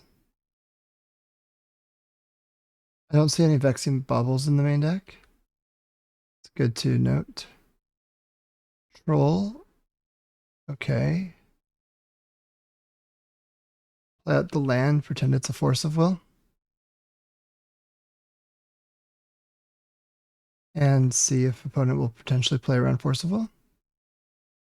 Because then I could maybe get them with Archon of Cruelty into play somehow, like Brainstorm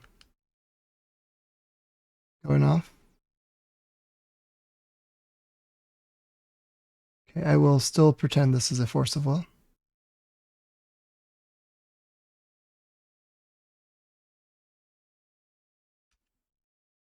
Just acting like I have Force.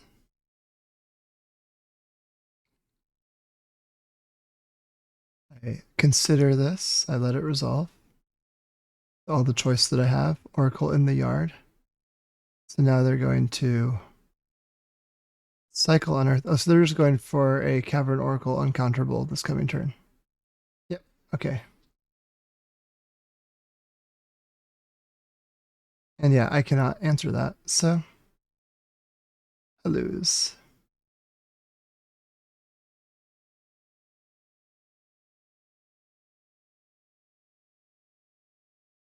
Okay. So against Doomsday.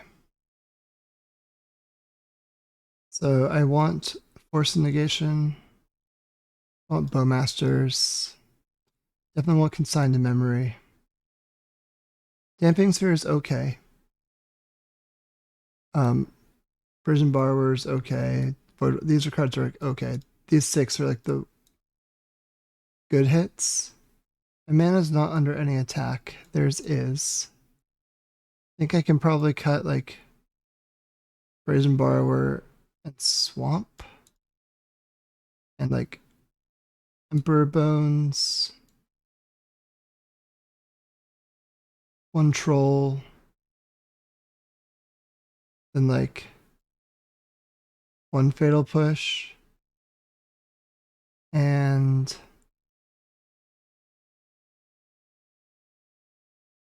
what else? What else? What else? 1 Animate Dead? Yeah, that seems fine. I think the Archon and Atraxa both have their uses in different stages of the game. So I want to keep them both in. Like Archon would be a great way if my opponent like, gets a Shieldred into play or something. I answer it. This has 7 lands, even though it has all 3 wastelands. I think I need to mulligan. This hand looks a lot better. I think that I keep it and I get rid of Pluto Delta because I can just troll pass. Or I guess I can surveil. But that limits me to draw reanimation spells. I'll bottom the Pluto Delta. I'll keep bottom Delta, done.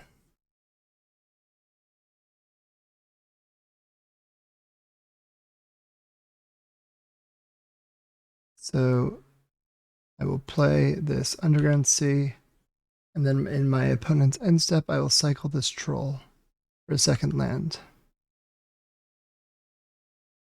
Opponent has no lands?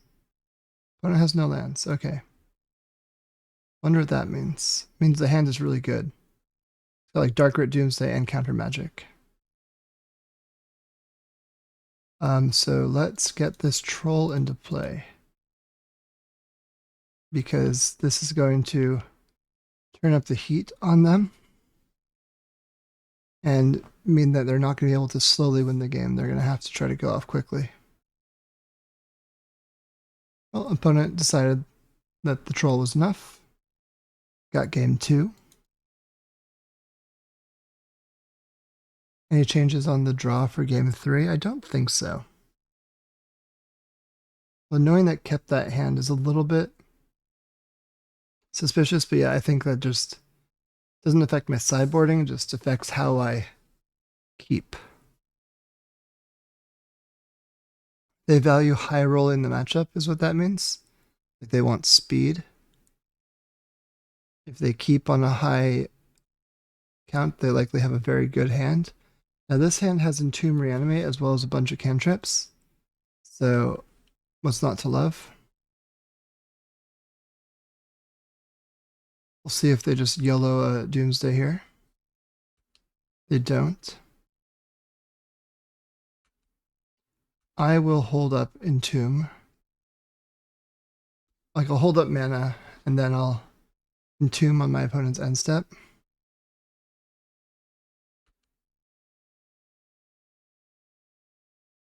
And that will let me hopefully reanimate. And I want to try to defend within Atraxa, getting a bunch of like good interaction. So they put a card on top. They like what they see. Thought sees me. I'll Entomb in response.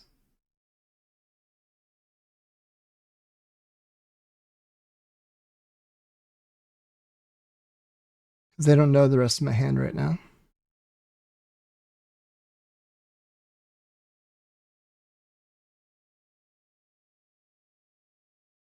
They don't know whether or not they're supposed to counter this. They are, but they don't know that yet.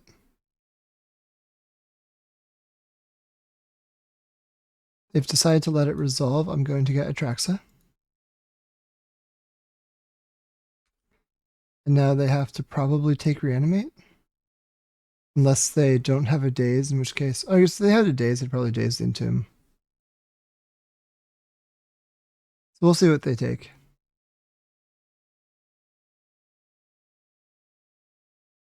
Yep, they took Reanimate, so... essentially making me tap out to Animate Dead here. After thinking for a while, and I drew another Animate Dead, which insulates this decision a little bit more. But, you know, if this gets dazed, it gets dazed.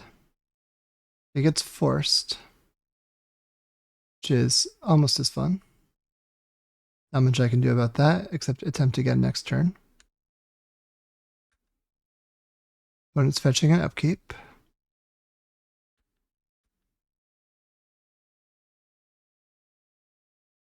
And Doomsdaying? And Doomsdaying, okay. So they're going to be at 7 life. And we're going to try to figure out their hand once we untap. But letting them put together their pile first. Okay, opponent has finished building their pile, so and look here. So we see all 3 dazes are out. Force of Will number 1, 2, 3, 4. No forces. They're going for an Edge of Autumn now. They have like a Tormund Crypt. They have the win right now.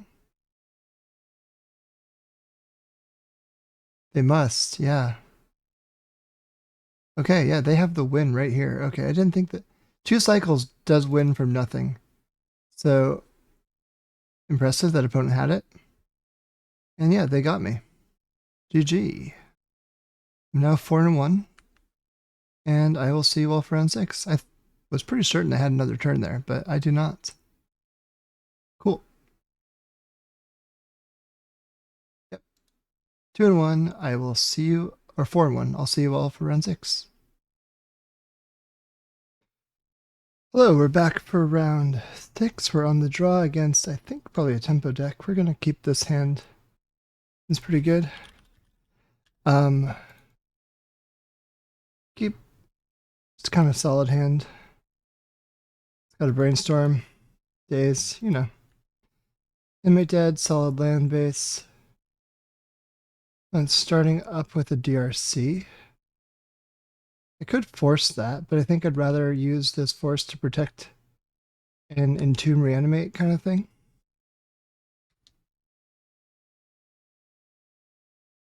Okay, so I can use it to protect troll animate dead. So I'm going to lean on basic island here. Then I'll be able to cycle troll for basic swamp and then have animate dead off of those lands. Seems pretty good.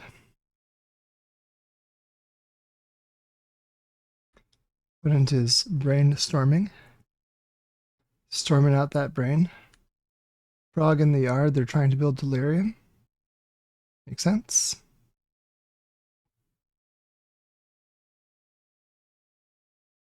They have brainstormed. And they're cracking a fetch, so going to get something else now. Okay, ponder. So yeah, they're gonna have delirium now. They kept this card on top. So at least, even though they have delirium, they'll be tapped out, and my days will protect my troll. Or my animate dead on troll. Bobble, okay, so they're gonna look at the top of my library. And they were able to get rid of a flooded strand too. The card they're looking at is not relevant to my draw step because I'm going to be shuffling it away with troll. So let's get basic swamp.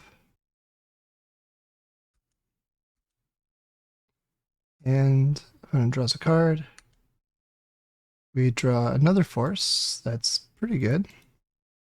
Animate dead on Psychic Frog or Troll?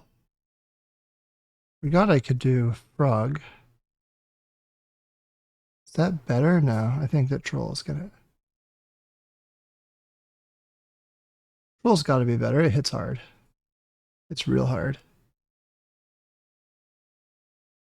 So I'm gonna let my opponent surveil here because I don't want them to know whether or not this troll is resolving at the decision point that they're at the surveil. Yeah, day's back. And let's see what happens now. Looks like we've got to shelve the troll. No, another days. Okay. So they surveil again. Put on top. I'm gonna force pitch force here. Hope that I'm able to ride this troll to victory.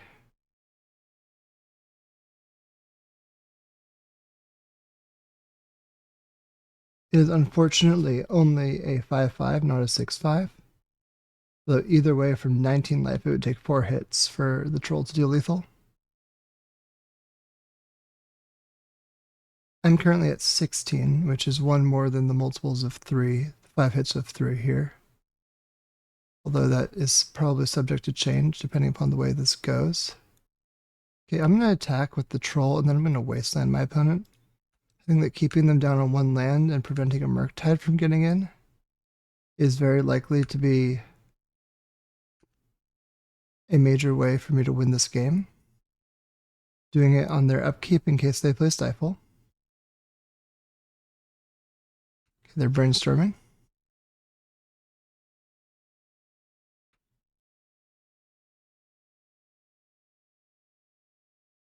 Then they'll have to redraw one of these cards.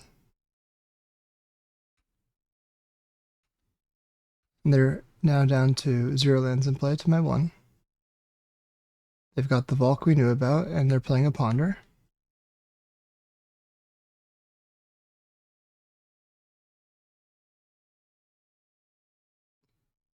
This is hopefully good for the race aspect of this game, just trying to outrace my opponent here.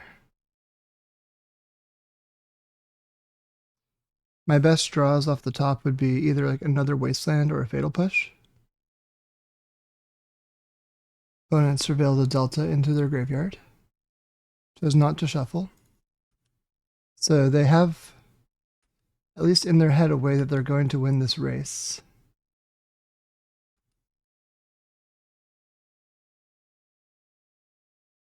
Okay, I like this. So let's Thoughtseize here, because if it's a Murktide or something, we can take it. Okay, no Murktide. I will take the Ponder, and then I'm going to Brainstorm while they would have to go back to one land to daze. And I found an Emperor Bones, which is pretty good. So we'll just put the Bone Man on top, why not? And then I'll attack.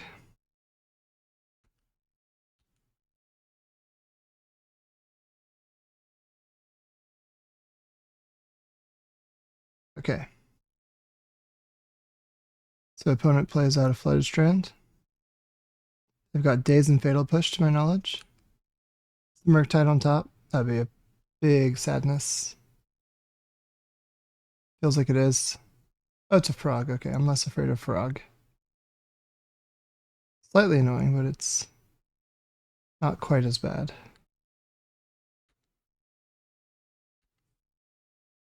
My opponent does have me beat to it, I think. Or do they?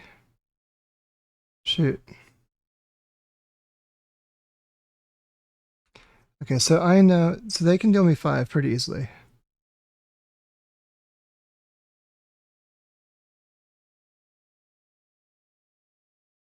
Yeah, so how do I get through this? I need to exile 2 cards, or kill this frog.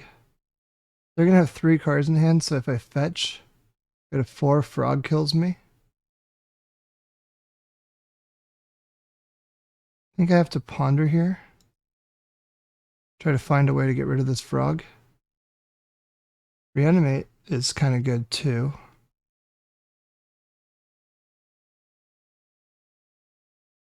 Although no, Reanimate plays into their Fatal Push.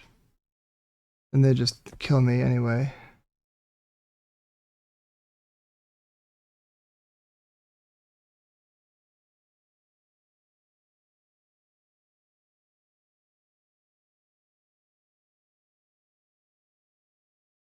My best bet is to hang back. Well, it looks like, yeah, we did lose this race. Yeah, I'm just going to hang back here. I'm not going to play the Emperor Bones into days. I'm also just going to hold back and make it look like I have a Fatal Push or something. Make them attack with both creatures and throw a card into Frog. See if they do it.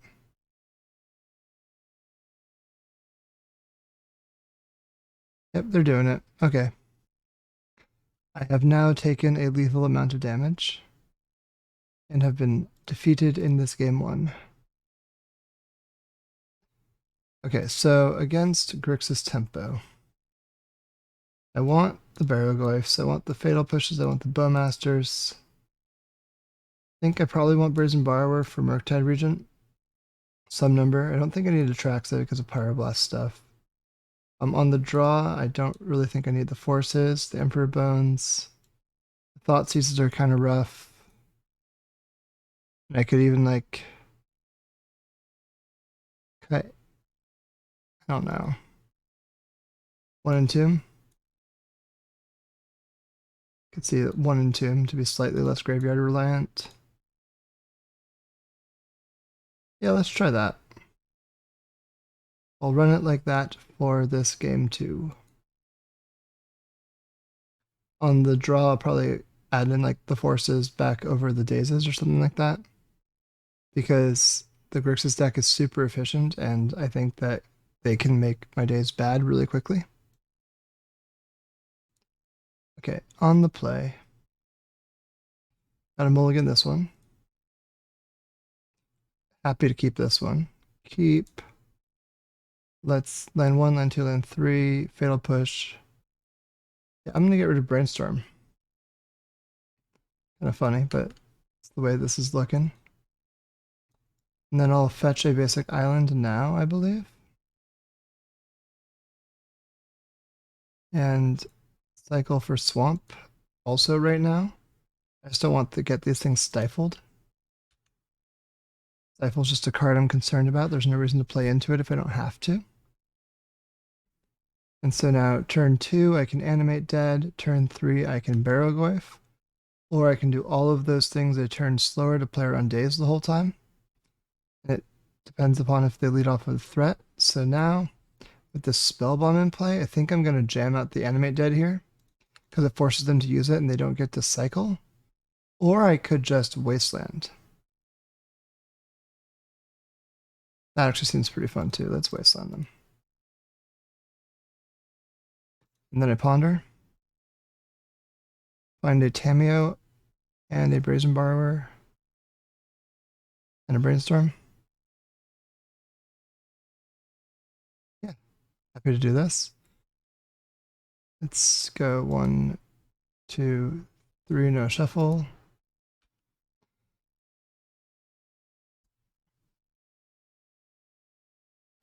So I have a few ways through this spell bomb.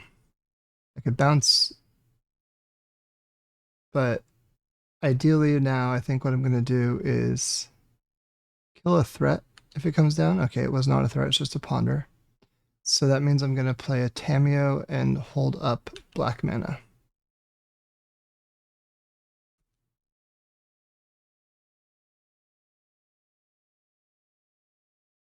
So yeah, Tameo is in. I'm holding a Fatal Push. And then I'll be able to Brainstorm next turn.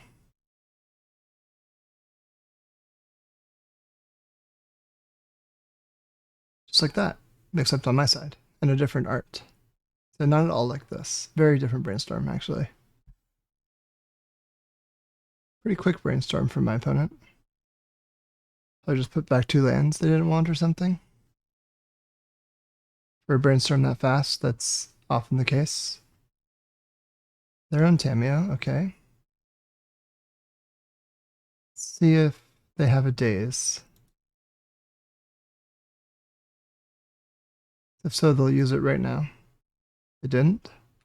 Great. I'll attack. No reason to forego a clue token for no reason.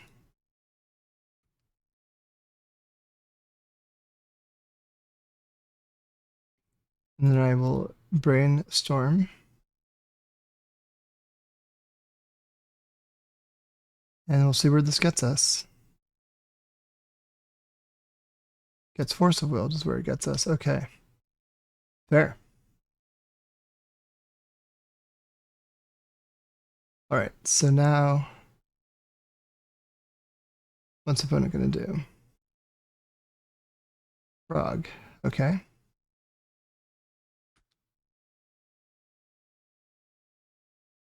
And fetching up another black source. Fatal Push Tameo, okay. She's out of here.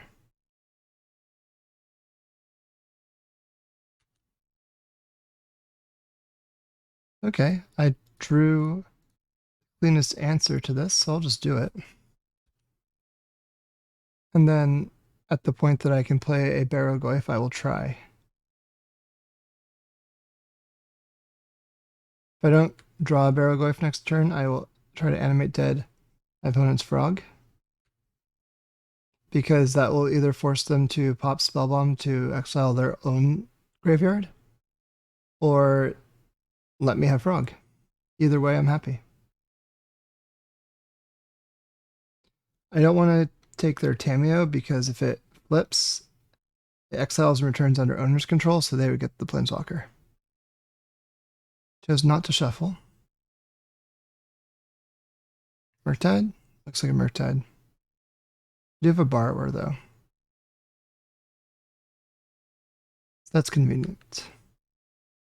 Big Murktide, full retail. Third land would be really nice to play around days.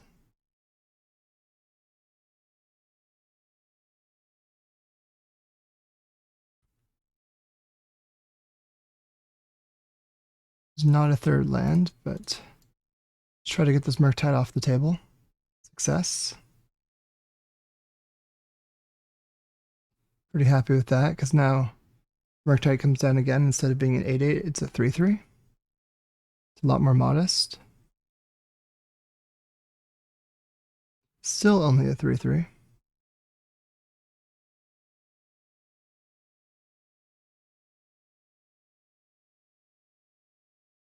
Yep, but it is in play. Murktide acquired, and a DRC, okay. So if I can play Frog, that's good for me. Baraglyph also good, of course. I think I will, though, play out my Psychic Frog.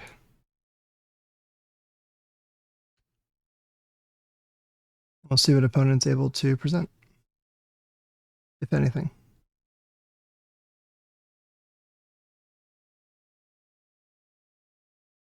They're Kraken, Spellbomb, trying to draw a card. Also trying to build Delirium with their DRC. Yep, they have succeeded in having Delirium. They're delirious. So now that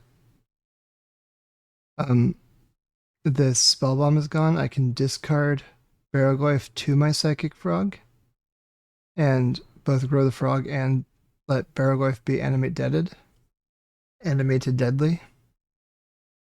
Chose not to shuffle. Is Frog gonna get fatal pushed? Molting collapsed. Oh, wow. Well, at least I have a daze. That's a pretty brutal Molten Collapse. Hitting both my frog and my clue.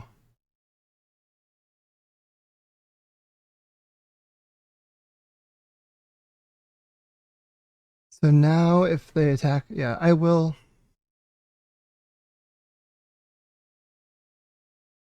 discard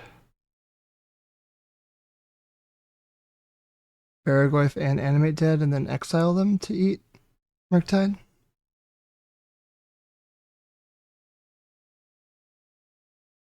Yeah.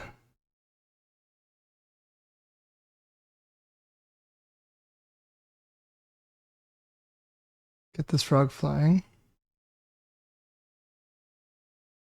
And I think, no, do I eat Murktide or do I eat DRC? I think I eat Murktide because I have Fatal Pushes in the deck.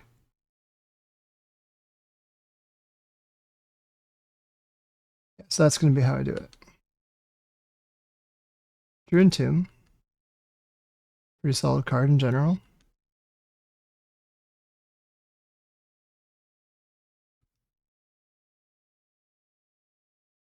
And a Baraglyph, happy to have it.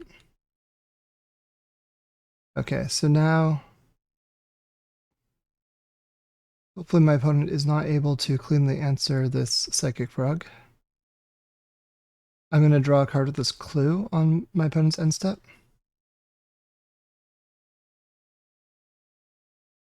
Okay, drew a Wasteland, so now I have Baraglyph coming. And I found a Fatal Push for this DRC. So I could either waste plus Fatal Push, or I could just jam out Baraglyph. See what I draw.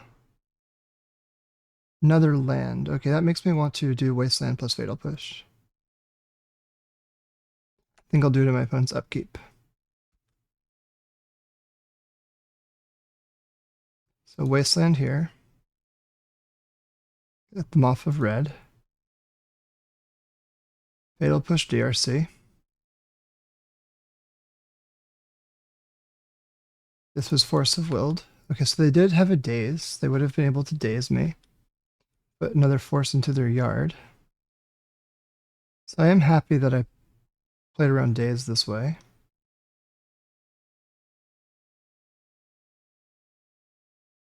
What do they find? Petty theft of their own, okay. Well, now I can safely get Baraglyph down. This is a little annoying, but Baraglyph is going to be great. As per usual.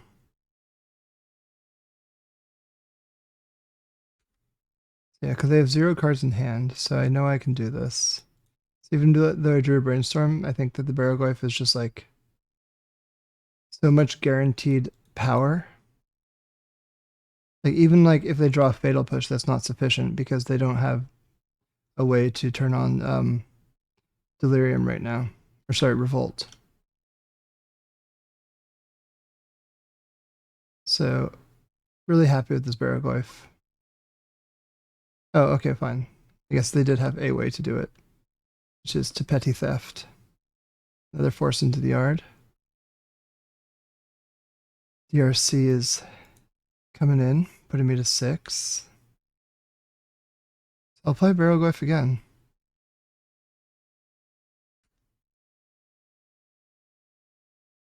I guess I can now Brainstorm first, because I can still play Baraglyph. Or I could Baraglyph plus Entomb to like grow it. Maybe that's worth it, because I can make it a 6/7 maybe. Yeah, but I could Entomb and Animate Dead. Like Entomb the card Animate Dead, which would allow me to make Baraglyph a 6/7. And that would completely undo the damage done by DRC plus Brazen Borrower. We'll see if the Entomb resolves. I'll do it on end step just because I'm trying to save mana. 3. What are you doing? Murktide? Gross if true.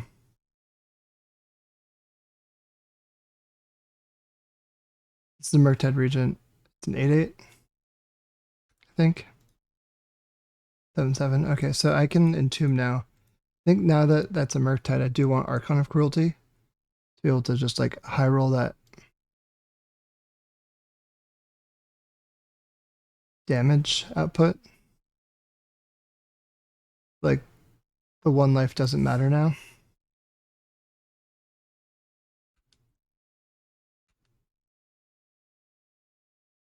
Okay, drew Psychic Frog.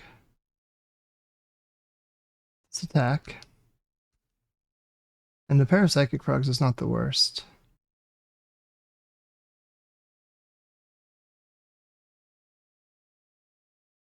Let's see what happens.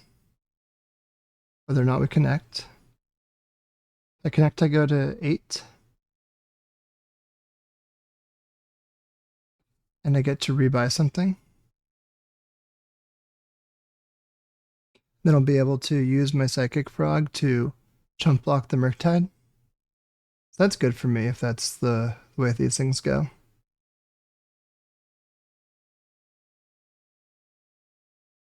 It's a very close game for a game I felt quite ahead in for most of it. But it feels really tight. Okay, so no block. I do mill. The yes. And I will take back an Orcish Bowmaster. Even though I'm going to double troll this turn. Or sorry, double frog this turn. Because of course I do want to block this Murktide. And there's also a world where I just double discard to the other frog to eat the DRC.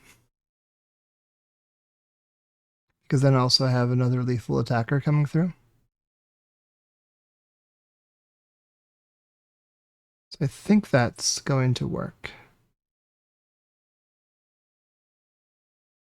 I'm trying to think about if they have a way through it. It's like respect.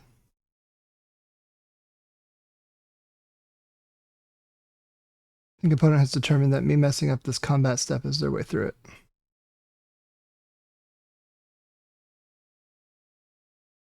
Just DRC, huh?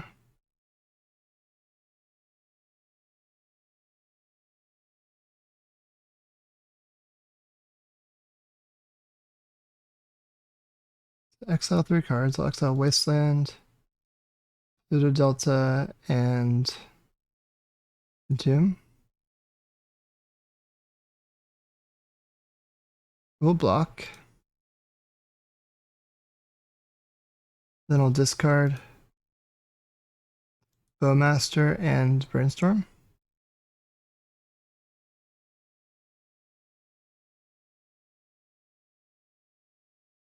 Okay. So if they have a removal spell here, they have to use it. They don't, so good. That was tough work to tie up the match. Okay, so getting those days out of here. I think just bringing in 3 forces.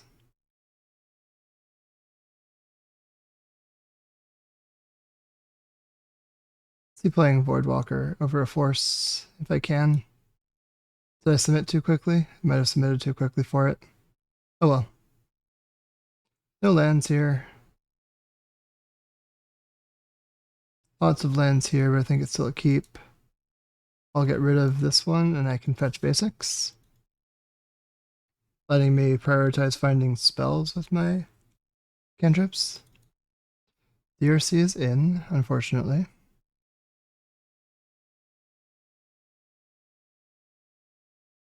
Tamiyo is nice.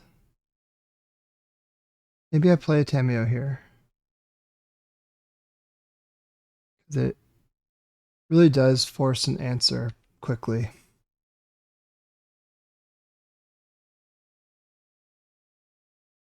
And she can block too, which is great.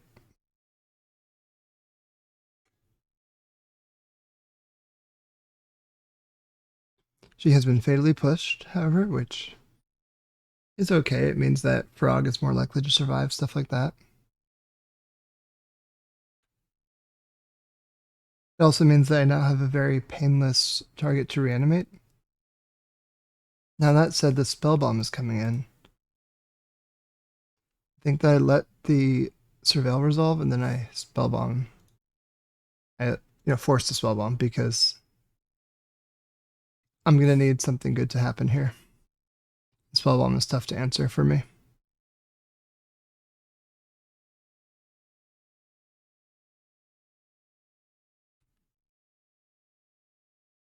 Frog is great. Let's play Frog. I was gonna cantrip, but I think I'd rather just like play out Psychic Frog.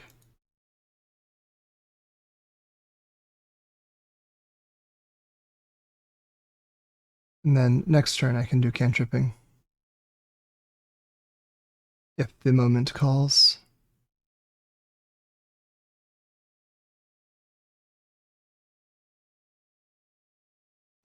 Okay. Opponent's playing a Tamiyo. That resolves. And then see if I can kill their Tamiyo. Okay, they're flipping Tamiyo. Okay. They're flipping Tamiyo and using a 3/3 DRC to defend it. So I'd have to discard my entire hand to kill the DRC if it blocked.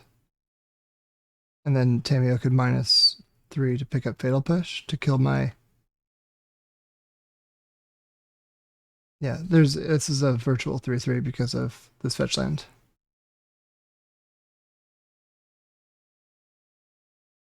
No, that's unfortunate. This hits the graveyard at instant speed, so there's nothing I would be able to do there.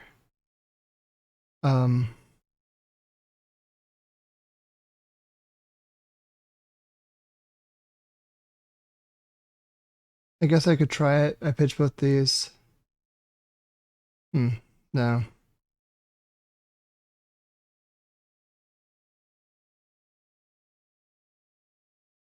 think I'm gonna try to ponder for another land. Oh, and a Fatal Push. There we go. So we'll go...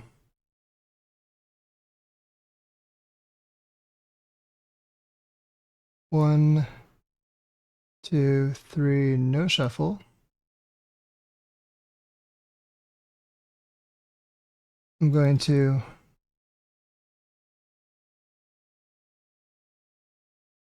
deciding if I'm going to discard the Brainstorm, because if I do, then I want to do this before I attack. I'll do this now. Fatal Push, DRC. Okay, that worked. So I will attack Tamiyo. I will discard Brainstorm so that it has an extra counter on it and is able to deal damage because Tamiyo just shrunk it to a 0/2. Now at least Tamiyo will have to go sacrifice herself to regrow the Fatal Push. Let's see here. Do I Wasteland? I think I do. I Wasteland black.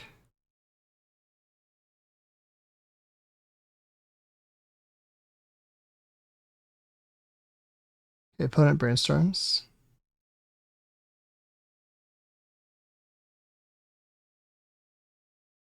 One thing that would be kind of funny if we get the game state to this place, but if Tamiyo's about to ultimate and I Bowmaster in response, that'd be very funny. Don't know if it will happen, but I think it would be very funny if it did. Hope this is not a Murktide Regent, although if here it is. A Molten Collapse, okay. I've been moltenly collapsed upon.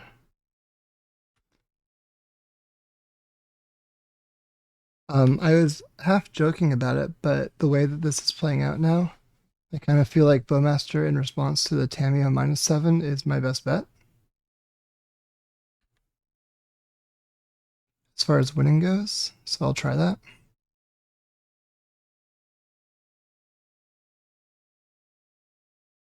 I'm gonna F6 this turn, make it look like I don't have anything at all.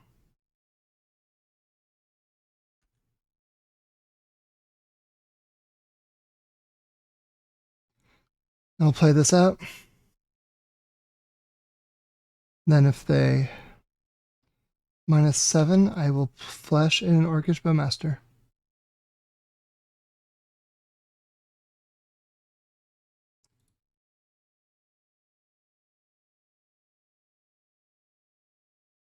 See if they do it. They did, okay. Let's hope this works. No, it did not work, okay. Bummer. Would have been really cool. Darn. Had to try.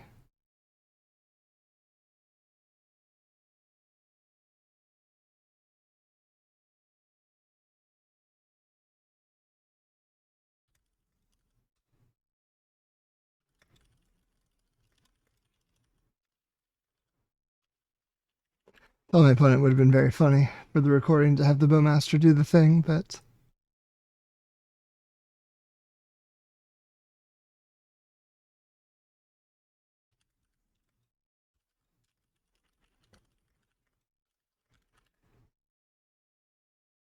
making sure I'm not the last game before I play this out.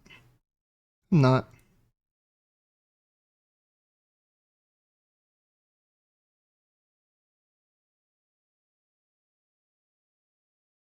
So let's see here. Frog. Spell bomb. Yeah, I'm dead. Maybe not anymore. Now I could, put if they don't have a force in their half their deck left. And I find I could put Archon in the graveyard, or sorry, yeah, Archon of Cruelty in the graveyard right now. That was not Archon of Cruelty, and also reanimating their stuff doesn't work.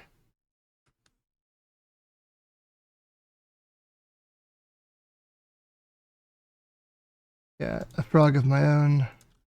GG. Yeah, 20 cards in hand, and a frog and a Murktide. I am dead. And they forced it anyway. Okay, so we were 4-0 into losing the last two, so we're 4-2 now in this event. A little disappointing. But I do have, so I've been paired down a few times in this event. Like I've been paired into someone with a record one worse than me repeatedly over the event. I don't know how that is determined, but my breakers are actually not that good. And so we'll see if I'm able to sneak into top 8 still, even though I was first seed after being 4-0. Clan was a pair down. Sebo was a pair down. Good players, but just pair downs.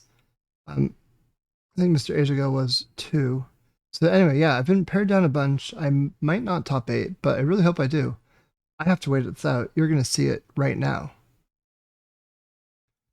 Also, I suppose you know if this video is just about the end, then I didn't top 8. And if there's a bit more video, then you know I did. So, spoiler alert. I just wanted to unpause the video and say that I'm on the edge of my seat because I've figured out I think I either get 8th or 9th. Depending upon exactly how these things break. And I don't know, and it's just so much pain. The game is going so long, and I just want to know if I got 8th or 9th place. Am I in, or am I not? We're in! Miracle! Oh man, okay. So not only am I in on a miracle on this 8th or 9th place thing, but I have the exact same opponent match win percentage as my opponent, or as my 9th place, except I have a slightly higher game win percentage. I just won something 2-0 that they won 2-1. And that was the difference. So very fortunate for us. Although we do have to battle Batutinha in top 8, who's a great player. So see you all for the quarterfinals. Okay, continuing the lucky streak just now of winning the die roll in top 8 against Batu. I'm going to keep this hand, I think. Yeah, I think they're probably on Carlos. Oh, never mind, he's on Eldrazi. I am wrong on all counts. Okay, well, I've got to put something big in the graveyard. I thought that he was going to be on blue-black tempo, but nope, he's Eldraziing. I hope that I'm able to make these reanimation spells relevant to this game. Gonna try my best to do so. Okay, so they put away 2 Kozilek's commands. Interesting. I will Undercity Sewers, see what I find. Another land, I don't quite want that. Troll, I could do Troll Reanimate right now.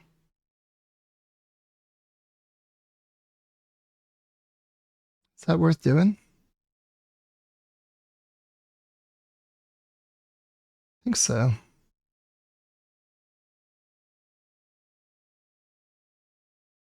And I can get Underground Sea here.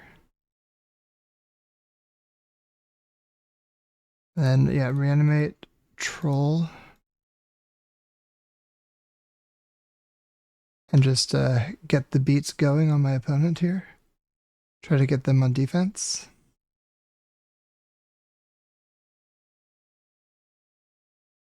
Because, yeah, at least it's going to be tough for them to answer this Troll game 1.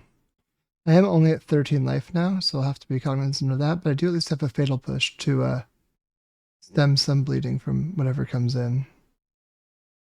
If this is a Fleshraker, yeah, which it is. So hopefully no Lotus Petal. But if there is, then that is how these things go. Okay, no Lotus Petal. So I will be able to waste the Temple and Fatal Push the Fleshraker, which should be enough of the advantage to seal the deal into winning this game off of Troll Tempo. Because especially since I'm backed up with another Wasteland now, my opponent's way off of potential Devourer of Destiny, which would be the thing that could beat me.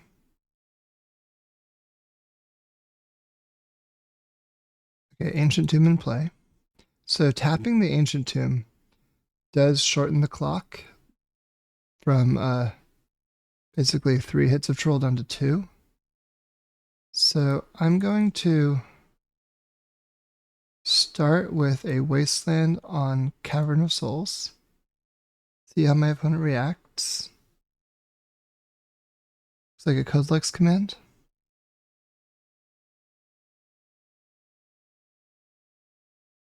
Okay. It's fine if that's what it is, yep.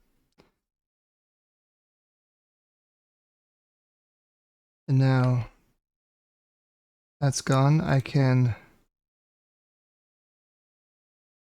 also reanimate the Fleshraker. No, I think that's not worth it. I think I animate dead the Fleshraker. The reason being is I just don't want to lose 3 life for nothing and have that matter. Just getting another creature in play could be all I need for whatever weird reason. Okay, cool. So up a game in the match against Eldrazi. Let's see here. So I want Sphere, Consign, Barrogoyf. I don't think I want Daze. Let's see what else. I think Tameo doesn't quite do enough. And against like the Chalices, I don't have that much time to ponder either. Got 2 Ponders, I can cut Emperor Bones. I am expecting Fairy Macabre post board this time around. And so I'm going to keep the Thoughtseize. Oh, I'm at 1 too few card. I can add. I'm on the draw here. I can add a Force of Negation. Could add a Brazen Borrower. Could add a Fatal Push. Oh, I'm going to add a Fatal Push. And hope that that's enough to just kind of hold ground until Barrogoyf can take over the game, or I am able to reanimate something.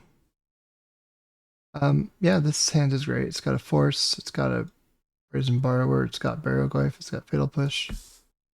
All good tools. Devourer of Destiny being revealed from my opponent because they would never not do this.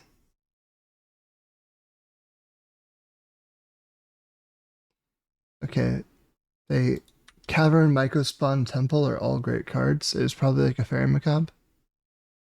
This is a Chalice of the Void. It might be a Chalice. I think given my hand, I want to force pitch Force with it because I might need to brainstorm into more lands.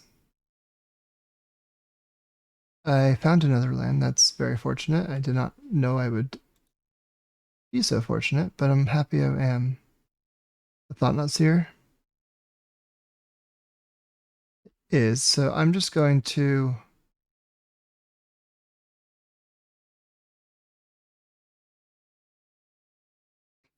brainstorm here, I think. And so if I brainstorm, I can hide Fatal Push and Barrogoyf. I can draw Fatal Push. It can crack the fetch land holding in response, like hold it, and then so I can redraw Barrogoyf too.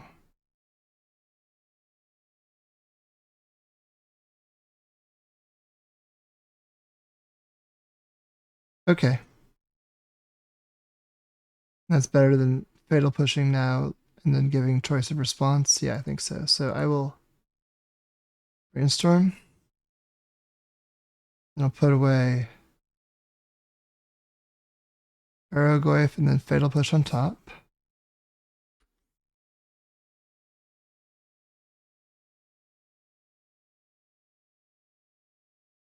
Could also play Frog this next turn.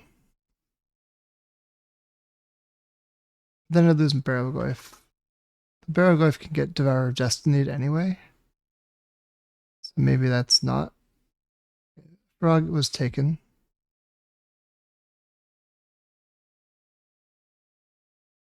Yeah, I think that I'm going to do the hold priority trick here. So fetch, hold priority, Fatal Push, Thought-Knot Seer to draw my Barrogoyf. And then I get an Undercity Sewers to surveil, try to find that 3rd land. I did not find a land. I did find a reanimate, which I'm happy about because at the very minimum, I can reanimate my opponent's Thought-Knot Seer and then either take Devourer of Destiny or, whatever better card they have. So, or at the very least, get a Fairy Macabre out of their hand. Another Thought-Knot Seer, okay. So this probably takes Barrowglyph.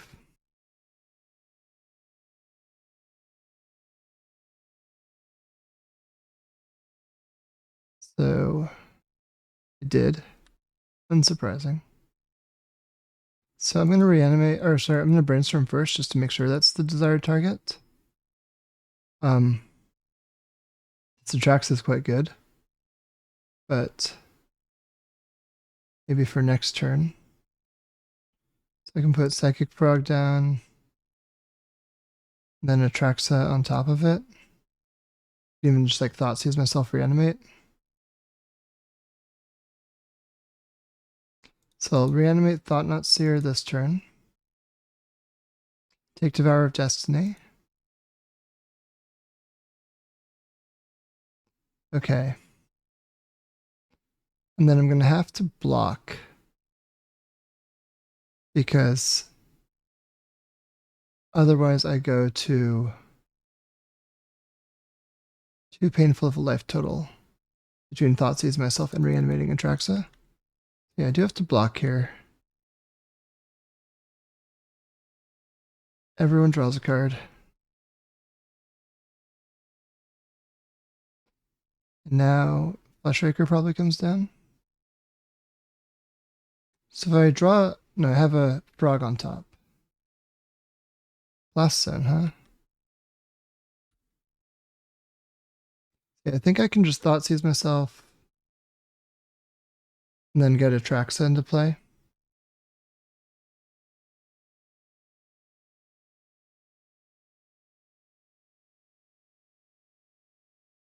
What's opponent doing?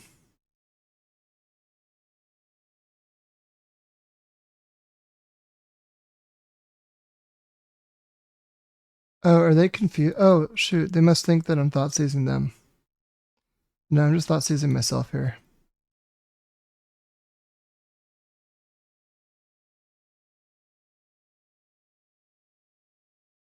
So I take Atraxa, reanimate Atraxa, going down to 2 life. Not very much life, but okay, so I found Force of Will. No non-fetch land. But I did find Animate Dead, Wasteland, Psychic Frog. And then I could, what would I have to hit?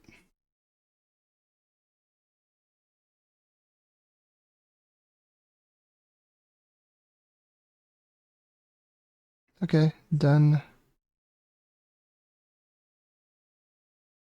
And then I will Wasteland, I think. This 2 spells cast means I lose. So since that's the case, I should just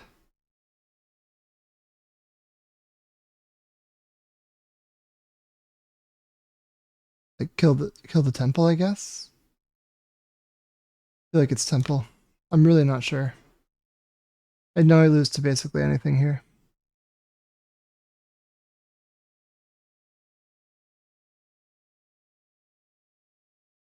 But that's my best shot, I think. 1, 2, 3, 4, 5, 6. Oh, Battle Mage. I lose, I think. Yeah, this puts me to 1 life, and then I'd have to go to 0 to counter it, so I lose. Very tragic. Okay.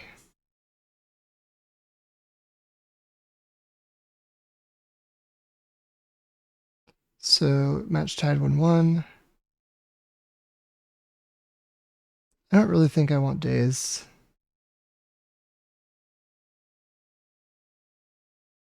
I think I keep it like this.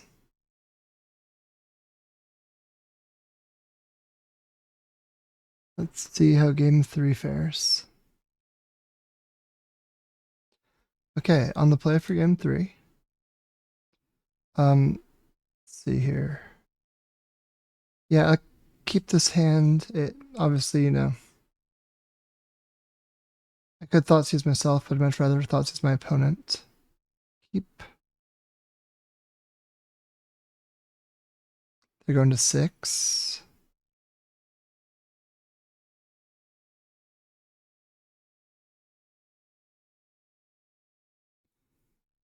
By the way, the reason I don't want to Thoughtseize myself with this hand is because I already have like a second land that ETB is tapped.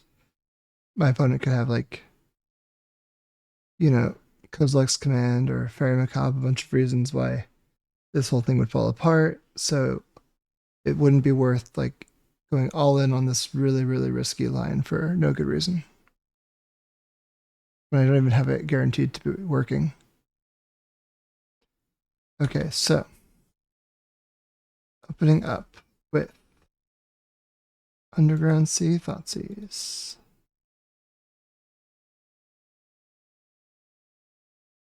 Okay, so Fairy Macabre, Chalice of the Void, Spawn. I think it's either Chalice or Macabre. I think I take the Chalice. And then I just try to outmuscle the Macabre with emphasis on Barrowglyph stuff. Wasteland, okay.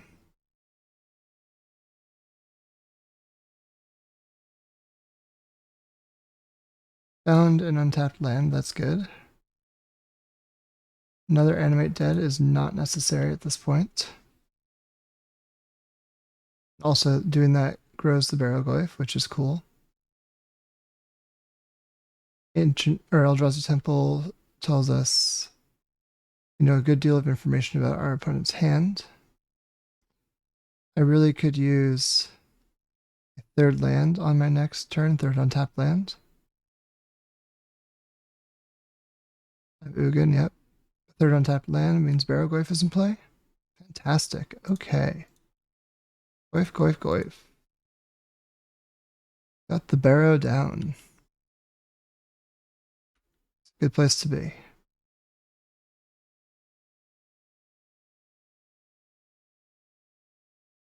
So now opponent could not currently have green because they don't have a creature in play or Gaia's Cradle. So they have two unknowns. They have Macabre, Soy Megaspawn, Ancient Tomb, and Gaia's Cradle. If they have a green source, they could do Megaspawn. Okay, so they do have a green source. It's right there. It's Cavern of Souls. Yeah, they are able to Megaspawn now. Not able to kick it, but they can decide what they get right now. They're playing Maze of Ith. This would be a great time to have it. For them, be annoying for me.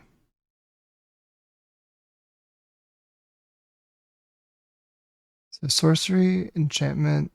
There's a lot of singleton creature types. So a well-timed Fairy Macabre. Oh yeah, Fairy Macabre is a creature, so it would grow by creature. So they wouldn't actually be able to drop Barrowglyph from a 4/5 into a 2/3. It would only drop into a 3/4 at worst right now. Yeah, opponent's thinking hard on what to get here. Blast Zone appears to be the choice to blow up this Barrowglyph. Let's see what Barrowglyph does. We crunch.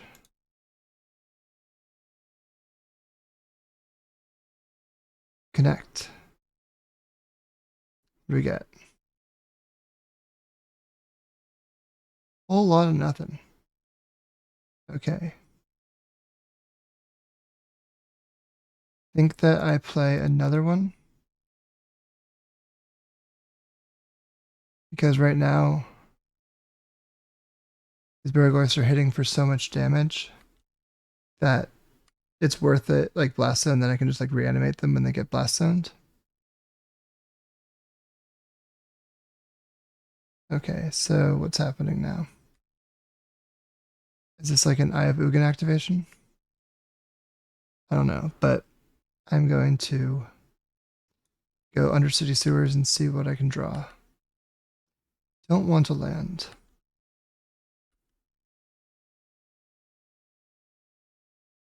Let's attack. If I find a frog, I can get Archon of Cruelty in play.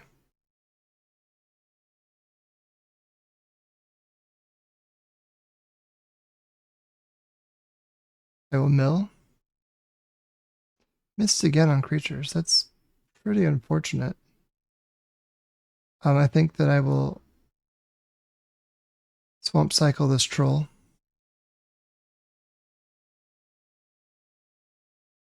And animate dead it. Why not? It's another CMC for Blast Zone. So it makes things awkward. And that means Fairy Macabre has to do something. Or gets to do something. Either way, something happens. Okay.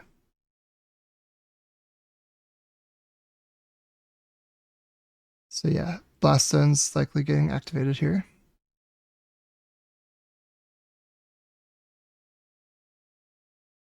Then my opponent's turn, Blast Zone will be getting popped. Yeah, that's what it appears to be.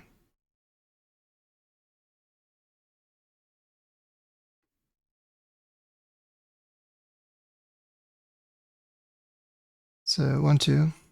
Eldrazi spells, huh? Okay, Thought Not Seer. Hardly Thought Not Knower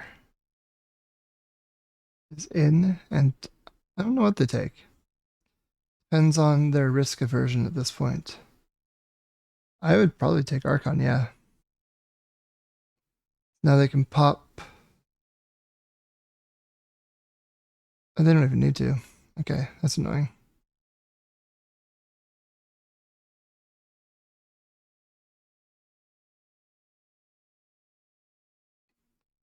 Yeah, I need to draw something good. That is pretty good, actually. It means it's another Barrowglyph.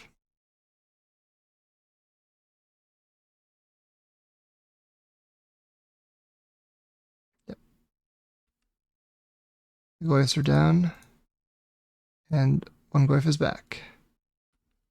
Okay. So what's next?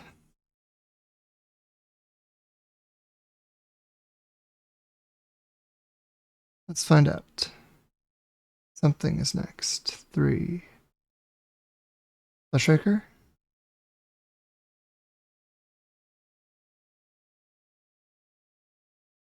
No.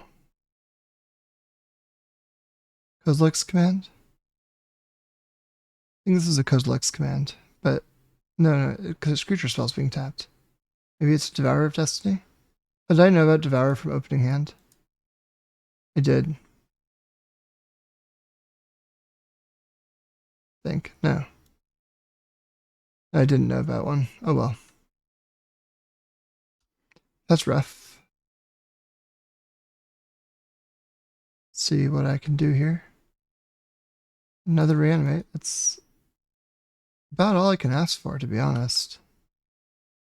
Like, that's pretty good.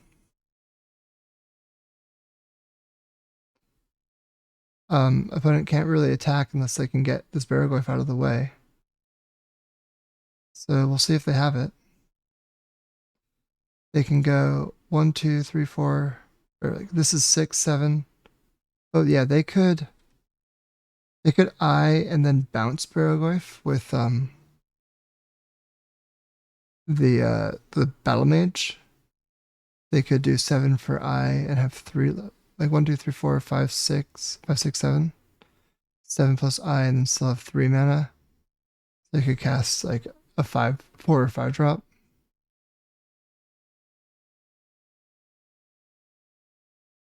Could get another Myco spawn. I don't know what that would do for me or to me. Okay, so they're not removing my Barrowglyph. Wonder what that means. Hey, I drew another one. That's pretty good. Okay. Barrowglyph in. Let's see what this means.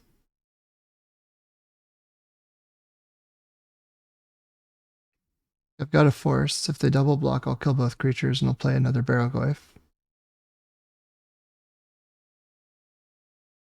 I just don't know what's going to happen here.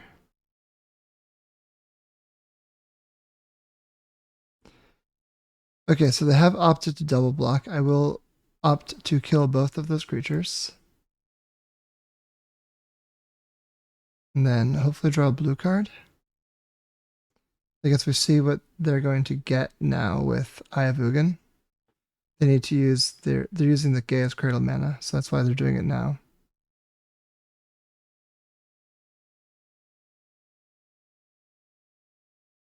Yep. Okay, so what are they getting? We got a Devourer Destiny, makes sense. So I will draw a card. Oh, nice. That's feels a little unfair for me to do, but you know,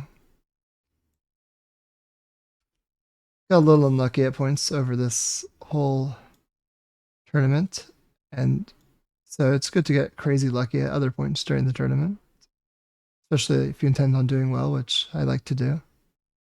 Gotta get lucky. Gotta get lucky to win. In spots where it matters. And that said, I should not count my chickens before they hatch. Bazzatino is a very good player, and if anyone can find a way through this, it's them. So this is like a null drifter right now. I'm gonna draw two cards.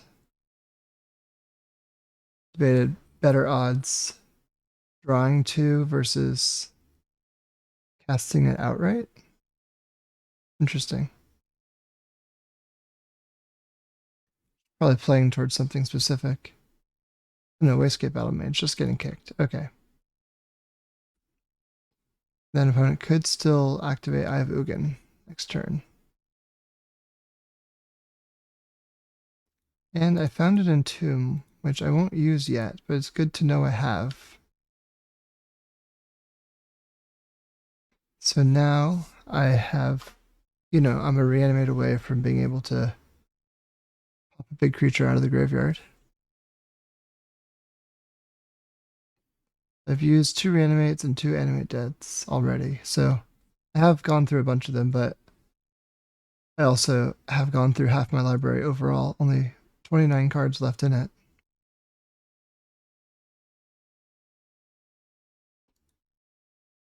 And so I do have Atraxa in the deck still.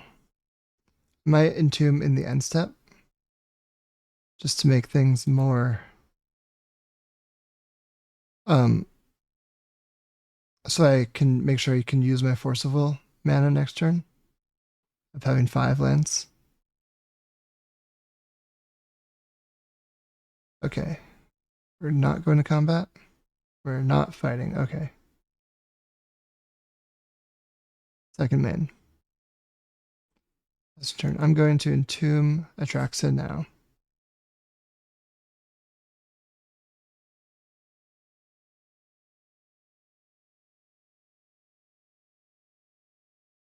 Atraxa is entombed.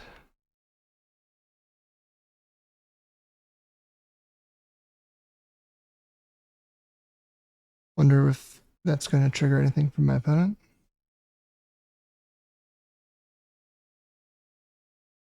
We'll see.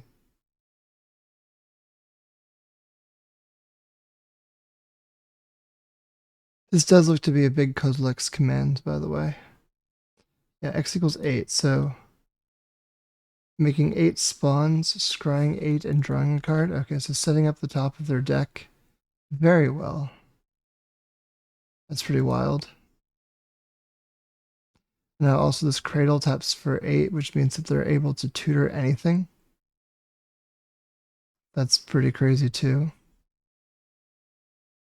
Gonna have to get pretty lucky in this game to survive. Okay, they finished resolving their Scry 8, which was 1 top, 7 bottom, so very particular about what they find here. That's an unfortunate draw for me. I will attack.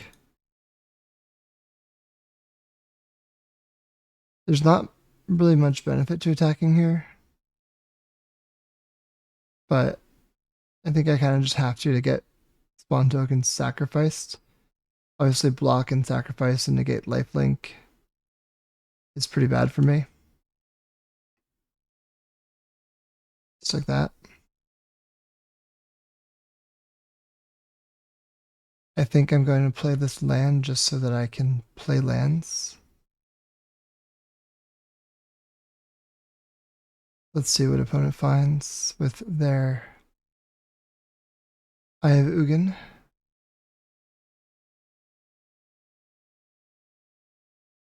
Yeah, I am in trouble. This game. Big trouble. Thought I was going to win this one, and then I didn't. Yeah. It's been a tough match. I might still win. I don't know. It's not over yet. This slew of Baragorgis has been quite good, but it has not ended the game. Devourer of Destiny. Okay, Destiny has been devoured, or will be devoured. Gross. Okay, well, I'll try to devour Destiny back.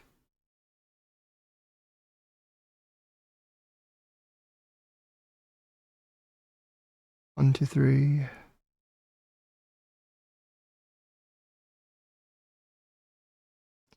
Alright, so Unconscionable Devourer of Destiny is devouring my Destiny. If my Destiny were to top 4 this tournament, then Devourer of Destiny would have devoured it. And of course a Wasteland coming in for good measure, just to make me a little bit sad. Or for my opponent just to make extra mana. A Consign to Memory would have been a lot better a couple turns ago. But right now I'll need to have it do some seriously heavy lifting. Because I can only really counter the triggered abilities at this point. Because the creatures themselves are under cavern. Oh no, I can replicate, and that goes that goes through Chalice, not cavern. It gets put on the stack multiple times. Fleshraker, I will actually be able to counter because with I have Ugin in play, this cavern doesn't tap for this. So in a weird way, this is actually kind of good for me. I do take 8 damage right now, though, which is less good for me. Hate to see it. 11 Atraxa in play. 9, 8. Getting something. What are you getting? What nasty magic card are you getting? Thanatos here. Okay. Uncounterable Thanatos here. Yes. Can't be countered. I will consign the trigger to memory, though, because this is just taking away choice. No reason to show off this Force of Will, or let him pick it if he wanted to.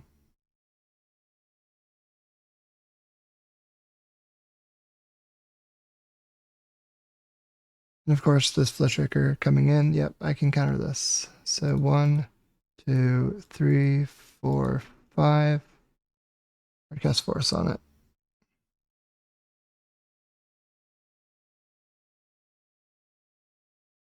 And another cavern for good measure. Very cool.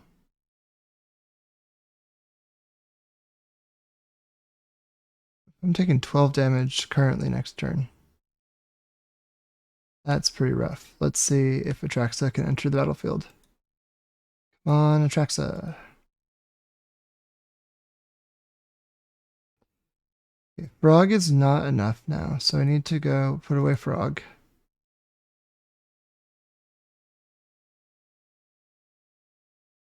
Then Brainstorm again. Fatal Push